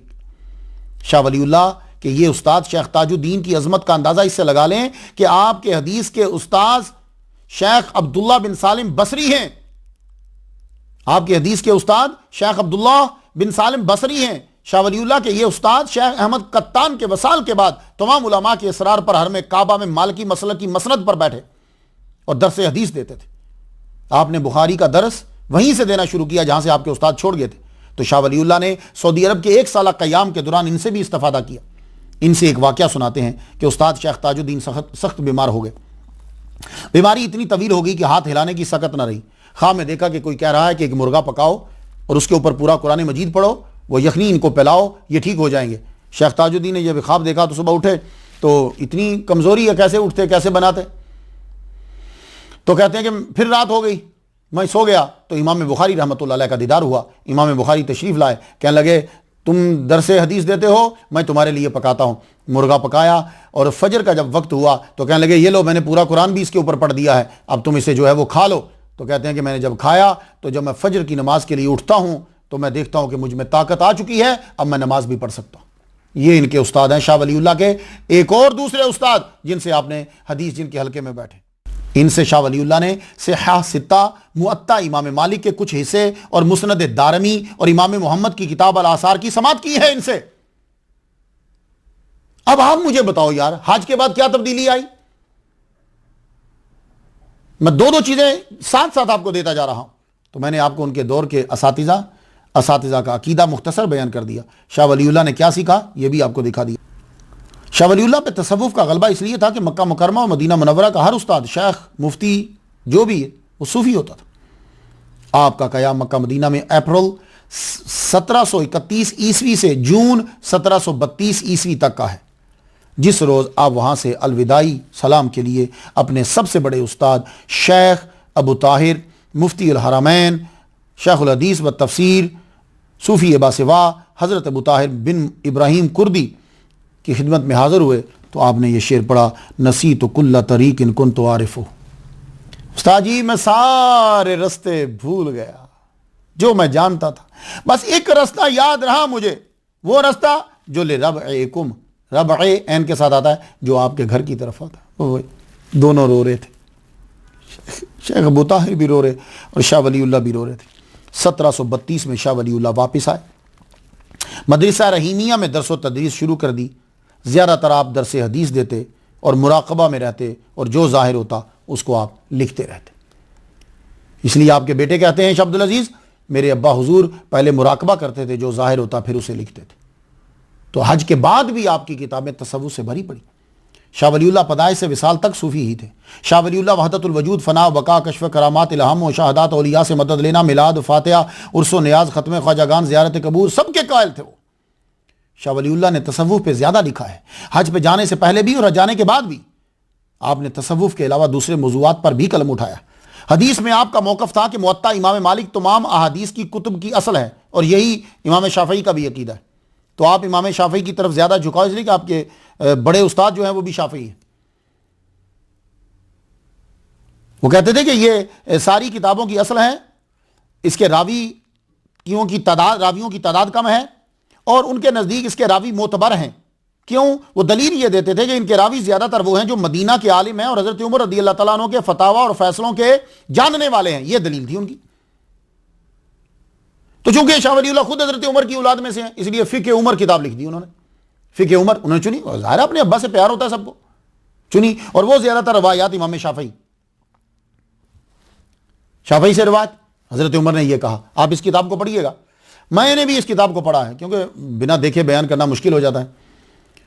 मेरा वैसे फ़िक़्ह टॉपिक नहीं है, ये तो बड़े बड़े जो असातिज़ा हैं वही आपको बता सकते हैं, जो अरबी के माहिर हैं, ये लोग आपको बताएंगे। मैंने इसका जो मुताला किया तो मुझे ये नज़र आया कि आप हर मसले की सारी रिवायात बयान कर देते हैं। जैसे हमारे उस्ताद गुलाम रसूल सईदी रहमतुल्लाह अलैह, वो भी सारी रिवायात बयान कर देते हैं, एंड निकालना मुश्किल हो जाता है। तो ये भी रवायात जो हैं वो बयान कर देते हैं। अब मैं एक मसला बयान करता हूँ रफ़ा यदैन का। भाई देखो, मैं कोई फ़िक़्ह का मसला बयान नहीं कर रहा, मैं सिर्फ एक बात बताता हूँ। अब रफ़ा यदैन आप पढ़ लीजिए, वो जो रिवायात सारी आपने लिख दी, लिखने के बाद ये नहीं बताया करें कि ना करें। तो आपके दलाइल से एंड पे यही मालूम होता है कि कभी कर लो कभी छोड़ दो। 238 के ऊपर नमाज असर के बाद कोई नफल जो है पढ़ता तो आपने लिखा कि हजरत उमर सजा देते थे। तो आपके नजदीक नमाज असर के बाद नफल नहीं पढ़ सकते। अब ये इमाम के पीछे सूरत फातिहा पढ़ना, ठीक है। अब आपकी मैंने ये पूरी जो है ना वो गुफ्तगू पढ़ी। अब आप रवायात में तत्बीक किस तरह देते हैं, आप जाके पढ़ लीजिएगा। कहते हैं कि इमाम के पीछे मुक्तदी सूरत फातिहा पढ़ सकता है। कब? जब वो इमाम की रफ्तार के साथ चल सकता हो। क्या मतलब? अल्हम्दुलिल्लाहि रब्बिल आलमीन अर्रहमानिर रहीम मालिकी यौमिद्दीन, इतनी रफ्तार से वो भी पढ़ सकता हो तो पढ़ सकता है। तो जो शख्स आवाज पे कादिर हो वो पढ़ ले, जो कादिर ना हो वो ना पढ़े। अब फिर मसला उधर ही रह गया। अब आप बताइए कि ज्यादातर कादिर हैं या ज्यादातर कादिर नहीं है? ज्यादातर कादिर नहीं है। तो वो आपने क्या किया कि आपने रिवायात जो है वो इकट्ठी कर दी। 716 के ऊपर इमाम शाफी बयान करते हैं, हजरत उमर ने कहा कि हजरत मौला अली और हजरत उमर दोनों का फतवा है कि औरत की दियत मर्द की दियत से निस्फ है। तो शाह वलीउल्लाह औरत की दियत, यानी किसी ने मर्द को कत्ल किया तो 100 ऊंट, मिसाल दे रहा हूं आपको, तो औरत को कत्ल किया तो 50 ऊंट। मेरी बात आप समझ रहे हैं? तो कुछ लोगों ने औरत की दियत पर मसला उठाया है, तो जिन्होंने औरत की दियत मुकम्मल करार दी है, मैं इंतजार कर रहा हूं कि वो कुरान के इस फैसले के खिलाफ कब फैसला देंगे कि कुरान ने कहा कि औरत की गवाही आदि है और लिज़्ज़ाकरि मिस्लु हज़्ज़िल उनसयैन, कुरान की इस आयत के खिलाफ वो कब अपना फतवा देंगे। 726 इमाम शाफी की रिवायत, हजरत उमर ने तहरीरी बयान सादर किया कि जादूगर मर्द हो या औरत, जहां पाओ उसको कत्ल कर दो। तो इस फैसले के तहत 3 जादूगरों को जो है वो कत्ल किया गया। मैं आपको फिके उमर से भी कुछ बातें बता दूं ताकि आपको शौक पैदा हो तो आप खुद पढ़ें फिर आगे। 745 फिके उमर के अंदर हजरत शाह वलीउल्लाह हुजूर सल्लल्लाहु अलैहि वसल्लम के गैब का वाक़या लिखते। मालूम हुआ कि आप उनके गैब के कायल थे। अमवाले मनकूला की तकसीम, ये बाब है उसका, इसका खुलासा सुन लीजिए। मदाइन की फतह हुई, माले गनीमत आया, खजाना ज़बरदस्त। खजानादार ने यह चाहा कि मैं इसको अंदर रख दूं, आपने कहा नहीं, मस्जिद के सहन में, जिसे आप सेन कहते हैं, सहन में बिछा दो और ऊपर चरसा चढ़ा दो, ये वो चमड़े का तरपाल जो है वो रख दो। सुबह के वक्त हजरत उमर रज़ियल्लाहु तआला अन्हु तशरीफ लाए। आपने जब सोने चांदी हीरे जवाहरात कंगन जब उन्हें देखा तो रो पड़े। साहबा कहने लगे कि ये तो खुश होने का मौका है, इतनी दौलत आई है, फतह मिली है। कहने लगे तुम्हारे लिए तो खुशी का मौका है, लेकिन मैं डर रहा हूं कि जब किसी कौम में दौलत आ जाती है तो फिर क्या होता है कि उस कौम के अंदर हलाकत, बुराइयां, ये चीजें पैदा होने लग जाती हैं। फिर माल तकसीम करने लगे तो फिर क्या हुआ? सबसे पहले तकसीम शुरू किससे की? सुराका इब्ने जोशम से। कहा इधर आओ, आपकी कलाइयां जो थी बालों से पुर और नाजुक थी। हज़रत उमर रज़ियल्लाहु तआला अन्हु ने उनकी नाजुक और बालदार कलाइयों के ऊपर कंगन पहनाए, और ये कंगन सोने के, शहनशाह किसरा के सोने के कंगन थे। जब सुराका इब्ने जोशम खुश हुए तो आपने फरमाया अल्लाह अकबर कहो, अल्लाह अकबर, अल्लाह अकबर कहो, और यह भी कहो कि तमाम तारीफें अल्लाह के लिए हैं कि जिसने किसरा से सलब किए और सुराका को पहना दिए, ये भी कहो। तो शाह वलीउल्लाह फरमाते हैं कि इमाम शाफी ये वाक़या नकल करने के बाद फरमाते हैं कि वो कंगन अता करने से हुजूर सल्लल्लाहु अलैहि वसल्लम की वो पेश गोई पूरी हुई जो हुजूर सल्लल्लाहु अलैहि वसल्लम ने सुराका की कलाइयों को देखते हुए कहा था, सुराका वो वक्त आज भी मेरे सामने है कि तुम इन कलाइयों पे किसरा के कंगन पहने हुए हो। तो ये गैब हुआ ना। तो लोगों ने जब देखा कि शाह वलीउल्लाह बड़े ज़रूरी हैं, क्योंकि 1157 हिजरी में आपने दूसरी शादी की, अल्लाह ने 4 बेटे दिए, शाह अब्दुल अजीज़, शाह रफ़ीउद्दीन, शाह अब्दुल कादिर और शाह अब्दुल गनी। ये शाह अब्दुल गनी जो थे ये जल्दी वफात पा गए। इनके बेटे हुए शाह इस्माइल, जिन्होंने तक़वियतुल ईमान लिखी और अपने सारे ख़ानदान, दादा परदादा समेत पूरे हिंदुस्तान के मुसलमानों को मुशरिक करार दिया। तो ये वजह है कि पोते को बचाने के लिए अब दादा को उनके रंग में रंगने की कोशिश करने के लिए इसके लिए माहिर मुकर्रर किए गए और कहा गया कि आओ किताब लिखो। तो किताब लिखने के 2 तरीके होते हैं। एक तो बंदे के अंदर सलाहियतें होती हैं, वो बाहर किताब में लिख दी जाती हैं। एक ये होता है कि आप अपनी सोच को पहले सारे 200 सफ़े पे लिख दो और उसके बाद कह दो कि ये नज़रिया था शाह वलीउल्लाह का, किसने पढ़ना। जैसे एक आदमी को मैंने देखा, वो पहले उसने अपने पूरे नज़रियात बयान किए, उसके बाद उसने हमारे दाता गंजबख्श अली उजवेरी रहमतुल्लाह अलैह की किताब निकाल के कहा सहफ और शुक्र के अंदर कि ये देखो कि उन्होंने यहाँ हुजूर की तौहीन की है, जबकि वो इबारत ही दाता साहब की अपनी नहीं है। वो दाता साहब तो बता रहे हैं कि ये 2 नज़रियात हैं। आखिर में उन्होंने कहा मेरा नज़रिया जो है वो ये है। तो अपने नज़रिए में उन्होंने वो नहीं लिखा। तो लेकिन उस बंदे ने पहले पूरी तकरीर की, तुम्हारा माइंड बनाया, खिलाफ किया, बाद में जुमला दिखा दिया, ये नहीं बताया गया जुमला उनका। यही सेम शाह वलीउल्लाह से किया जा रहा है। सारी किताबें बड़े बड़े डॉक्टर और राइटर लिख देते हैं, उसके बाद असल में चक्कर ये नहीं है। चक्कर ये है कि आपका अकीदा टोटली उससे उलट है। आप हैरान होंगे जो किताबें किबला दादा हुजूर शाह वलीउल्लाह के हज के बाद की हैं, वो सब की सब पोते शाह इस्माइल देलवी की तक़वियतुल ईमान के खिलाफ हैं। यही वजह है कि कई किताबें आपके नाम से जेली तौर पे छापी गई। आप ही के ख़ानदान के एक मशहूर नाशिर सैयद अहमद अव्वल ने तावीलुल अहादीस के आखिर में बताया कि किताबें उनकी तरफ मंसूब कर दी गई, और अनफासुल आरिफीन के आखिर में लिस्ट दे दी, तोहफ़तुल मुवाहिदीन और बलागुल मुबीन। ये किताबें जाली हैं, आपकी नहीं हैं।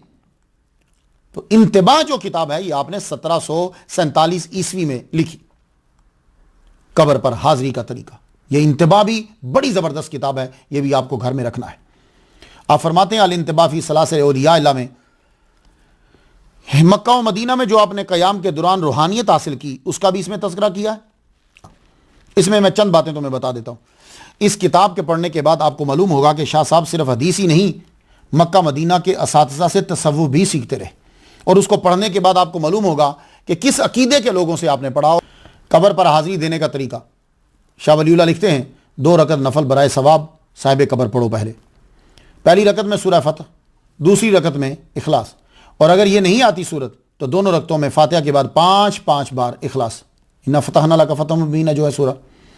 सलाम के बाद किबला की तरफ मुंह नहीं करे, पुष्ट कर ले, मुंह जो है कब्र की तरफ करे। एक बार आयतुल कुर्सी, सूरह मुल्क और 4 कुल पढ़े। फिर फातिहा के बाद 11 दफ़ा कुल हुवल्लाह सूरह इखलास पूरी पढ़े। उसको ख़त्म करने के बाद कहे अल्लाहु अकबर अल्लाहु अकबर ला इलाहा इल्लल्लाह वल्लाहु अकबर अल्लाहु अकबर वलिल्लाहिल हम्द 7 दफ़ा ये कहते हुए कब्र का तवाफ़ करना है। जबकि आला हज़रत ने कहा तवाफ़ नहीं करने, लेकिन वो फरमा रहे हैं तवाफ़ करो। दाएं तरफ से शुरू करना है, पाँव के पास पहुंचे तो रुखसार रख दे, तो साहिब कब्र के मुंह के पास बैठ जाए और 21 दफ़ा या रब्बी या रब्बी या रब्बी कहे। फिर आसमान की तरफ मुंह उठा के या रूह हो कहे, और इसके बाद दिल पर ज़रब लगाए और या रूह यह कहता रहे जब तक कि वो रूह जाहिर ना हो जाए और तुमसे गुफ्तगू ना करने लग जाए। तो मैं दावे से कह सकता हूं अगर शाह वलीउल्लाह तक़वियतुल ईमान के मौलिफ शाह इस्माइल देलवी के दादा ना होते तो लोग आला हज़रत इमाम अहमद रज़ा खां बरेलवी रहमतुल्लाह से ज़्यादा फतवे इनके ऊपर लगाते और इनको मुशरिक और बिदअती करार दे देते। आज जो आप लोग हाथ में तस्बीह पकड़ते हो, इस तस्बीह की पूरी सनद शाह वलीउल्लाह ने बयान की है। पूरी सनद थी आपके पास तस्बीह रखने की, इमाम हसन बसरी के हाथ में होती थी। तो मालूम हुआ कि गिन गिन कर पढ़ने का रवाज जो है वो सहाबा के दौर में था। ख़त्म ख्वाजगान, आजकल आप लोग ख़त्म ख्वाजगान पढ़ते हैं, अब कोई मुश्किल आए ख़त्म ख्वाजगान करें। यह तफसील से आपने इन तबाह में बयान किया है। सिलसिला चिश्तिया के बाब में आपके वालिद से नकल किया कि शेख मुजद्दिद अल-फ़सानी के पोते के घर गया, वो ख़त्म ख्वाजगान पढ़ रहे थे। अभी सऊदी अरब इसका नाम पढ़ा ही नहीं है, अभी हिंदुस्तान में तक़वियतुल ईमान आई नहीं है, तो क्या कीदा ख़त्म ख्वाजगान पढ़ रहे हैं। और तसव्वुर शेख, यानी अपने शेख का तसव्वुर, इंतबा में तकरीबन 5 मकामात पर आपने तसव्वुर शेख का जिक्र किया है। यानी वजीफा करने लगो तो तसव्वुर शेख भी हो। रियाज़त व मुजाहिदा शाह वलीउल्लाह शेख अबू रज़ा के हवाले से लिखते हैं, जिन्होंने पाला है आपके अब्बा को, उनके हवाले से लिखते हैं। किसी ने उनसे पूछा कि सूफिया मुजाहिदा चिल्ला रियाज़त क्यों करते हैं, तो फरमाया अगर तुम्हें कोई बताए कि ये काम करो तो बादशाह का कुर्ब मिल जाएगा, क्या तुम करोगे? कहने लगे हाँ हम करेंगे। कहने लगे बस फिर सूफिया कराम को मालूम होता है कि मुजाहिदा और रियाज़त करने से ज़ाते हक नेहा खाना कल्ब में अपनी शान अलूहियत के साथ जलवागर होती है, इसलिए वो रियाज़त और मुजाहिदा करते हैं। अनफासुल आरिफीन के मुतल्लिक़ मौलाना उबैदुल्लाह सिंधी ने कहा यह किताब शाह वलीउल्लाह के फ़लसफ़ा और तसव्वुफ़ की रूह है। अब आप लोग उर्स करते हो, शाह वलीउल्लाह उर्स के कायल थे। हज़रत शाह वलीउल्लाह ने लिखा कि हज़रत ख्वाजा खुर्द, अब्दुल्ला उनका नाम है, ख्वाजा बाकी बिल्ला के बेटे जो हज़रत ख्वाजा बाकी बिल्ला का उर्स करवाते थे। कोई गोश्त लेकर आता, उसका वादा करता, कोई चावल, कोई समा का इंतज़ाम करता। शाह वलीउल्लाह कहते हैं कि मेरे वालिद शाह अब्दुल रहीम फरमाते हैं शेख रहमतुल्लाह उर्स किया करते थे और मैं 6-7 का हूँगा और मैं उसमें शिरकत करता था। अनफासुल आरिफीन सफ़ा 19। अनफासुल आरिफीन को बड़ी सख्ती से जो है 100 साल तक छुपाया गया, ये किताब बाहर ना आए, लेकिन सैयद मोहम्मद फ़ारूक अल कादरी साहब ने कोशिश की और 45 साल कबल आज जो मैं तारीख बयान कर रहा हूँ ये मंजर आम पर आई। इसलिए कदर किया करो ऐसे राइटर्स की, ऐसे लोगों की जो आप लोगों को तहकीक जो है वो पहुँचाते हैं। तो जो लोग औलिया और सूफिया की रूहानी ताकतों के मुनकिर हैं और तसव्वुफ़ को इस्लाम से हट के समझते हैं, वो शाह वलीउल्लाह की खुद की लिखी हुई किताबों को पढ़ो और खुद की लिखी हुई अनफासुल आरिफीन। आपका अकीदा आपने अपनी किताब अल अकीदतुल हसना में भी बयान किया। तौहीद, रिसालत, शयातीन, कुरान, माद, जज़ा व सज़ा और इनके बारे में आपका क्या अकीदा है, इवन के शफात रसूल के बारे में क्या अकीदा है, टोटली तक़वियतुल ईमान के उलट है। आपने लिखा उसके अंदर व शफाअत रसूलिल्लाह सल्लल्लाहु अलैहि वसल्लम अहलिल कबाइर मिन उम्मतिही हक़्क़ुन व हुवा मुशफ़्फ़अन व हैसु वक़ा नफ़यु शफ़ाअत फल मुरादु मिनहा शफ़ाअतुल लती तकूनु बिग़ैरि इज़्निल्लाहि व रिदाइही। ये कहते हैं आप, कहते हैं कि हुज़ूर सल्लल्लाहु अलैहि वसल्लम की शफ़ाअत अहले कबाइर के लिए हक है, उनकी उम्मत में से जो लोग हैं, और कबूल होगी। और वो जो नफ़ी है शफ़ाअत की, उससे मुराद है शफ़ाअतुल लती तकूनु बिग़ैरि इज़्निल्लाहि व रिदाइही, वो शफ़ाअत है जो अल्लाह की रज़ा और इज़्न के बगैर होगी। गौसे आज़म के लिए फातिहा आप अब्दुल कादिर गिलानी को गौस कहा करते थे। गौसुस सकलैन आपने अपनी किताबों में लिखा है, अब उन पर भी फतवा लगाओ गौस कोई भी अल्लाह है सिर्फ। और गौस आजम यानी 11वीं के कायल थे, उनके सवा फातिहा बराए गौस आजम के कायल थे। शाह वलीउल्लाह वो अजीम हस्ती हैं जिन्होंने सबसे पहले कुरान मजीद का इंडिया के अंदर फारसी ज़ुबान में तर्जुमा किया। अल्लामा फजल हक खैराबादी ने फरमाया कि ये इज़ालतुल खफा लिखने वाला मुसन्निफ है, बाहर ज़ख़ार है जिसका किनारा नहीं है। इनायत अहमद ने लिखा कि शाह वलीउल्लाह शजर तूबा है जिसकी जड़ें अपनी जगह कायम हैं और शाखें हर मुसलमान के घर तक। मौलवी शिबली नुमानी ने कहा कि इब्न तैमिया और इब्न रुश्द के बाद कोई उम्मीद ना थी कोई साहिब दिल व दिमाग होगा। आखिर ज़माने में जबकि इस्लाम को लोग मिटाना चाहते थे, शाह वलीउल्लाह ऐसा शख्स पैदा हुआ जिसकी नुक्ता संजियों के आगे गजाली, राजी और इब्न रुश्द के कारनामे मांद पड़ गए। डॉक्टर इसरार अहमद ने यह लिखा, कहता है ये मुजद्दिद हैं, हिंदुस्तान के मुसलमानों के निजात दहिंदा हैं, इन जैसा कोई आलिम नहीं। ये सुनते जाओ जरा, उसके बाद फिर जो बातें मैंने कही वो पढ़ना। अल्लामा ज़ाहिदुर राशिदी ने कहा, पाक व हिंद में जो भी हदीस बयान करेगा सनद आप तक पहुंचेगी। कौन शाह वलीउल्लाह जिनसे काजी सनाउल्लाह पानीपती ने दरस हदीस लिया? कौन शाह वलीउल्लाह जो सैयद अहमद बरेलवी के चचा शाह नुमान के उस्ताद हैं? कौन शाह वलीउल्लाह खुद अपनी किताब दुरुस समीन में लिखते हैं, हुजूर सल्लल्लाहु अलैहि वसल्लम ने इस फकीर को मुखातब करके कहा, शाह इलाही यही है, उम्मत मरहूमा के तमाम ऐसे उम्दा खसाइल जो तरक कर दिए गए हैं तुम्हारे अंदर जमा कर दिए जाए। अबुल आला मदूदी ने कहा, शाह वलीउल्लाह नंबर सफ़ा 47 1359 हिजरी, वो अपने दौर के गजाली, राजी और मुजद्दिद हैं। कौन शाह वलीउल्लाह? मौलाना अब्दुल कलाम आज़ाद ने तर्जमानुल कुरान सफ़ा 35, तो आज़ाद लिखते हैं, शाह वलीउल्लाह ने यहां तक फरमा दिया, अगर मैं वहदतुल वजूद को साबित करना चाहूं तो कुरान और हदीस के तमाम नसूस और ज़वाहिर से इसका इस्बात कर सकता हूं। ये अब्दुल कलाम आज़ाद कह रहे हैं। तो ऐसे अजीम आदमी की वो कुतुब पढ़ो जो हज के बाद की हैं, ताकि तसव्वुफ वाज़े हो और तक़वियतुल ईमान की आप तशरीह कर सको।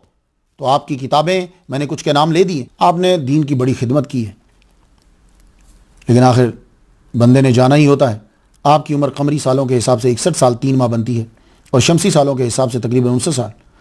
आपके असली जानशीन शाह अब्दुल अजीज़ रहमतुल्लाह फरमाते हैं, आप बहुत कम बीमार होते थे, मगर 1762 ईस्वी के जून में बीमार हुए।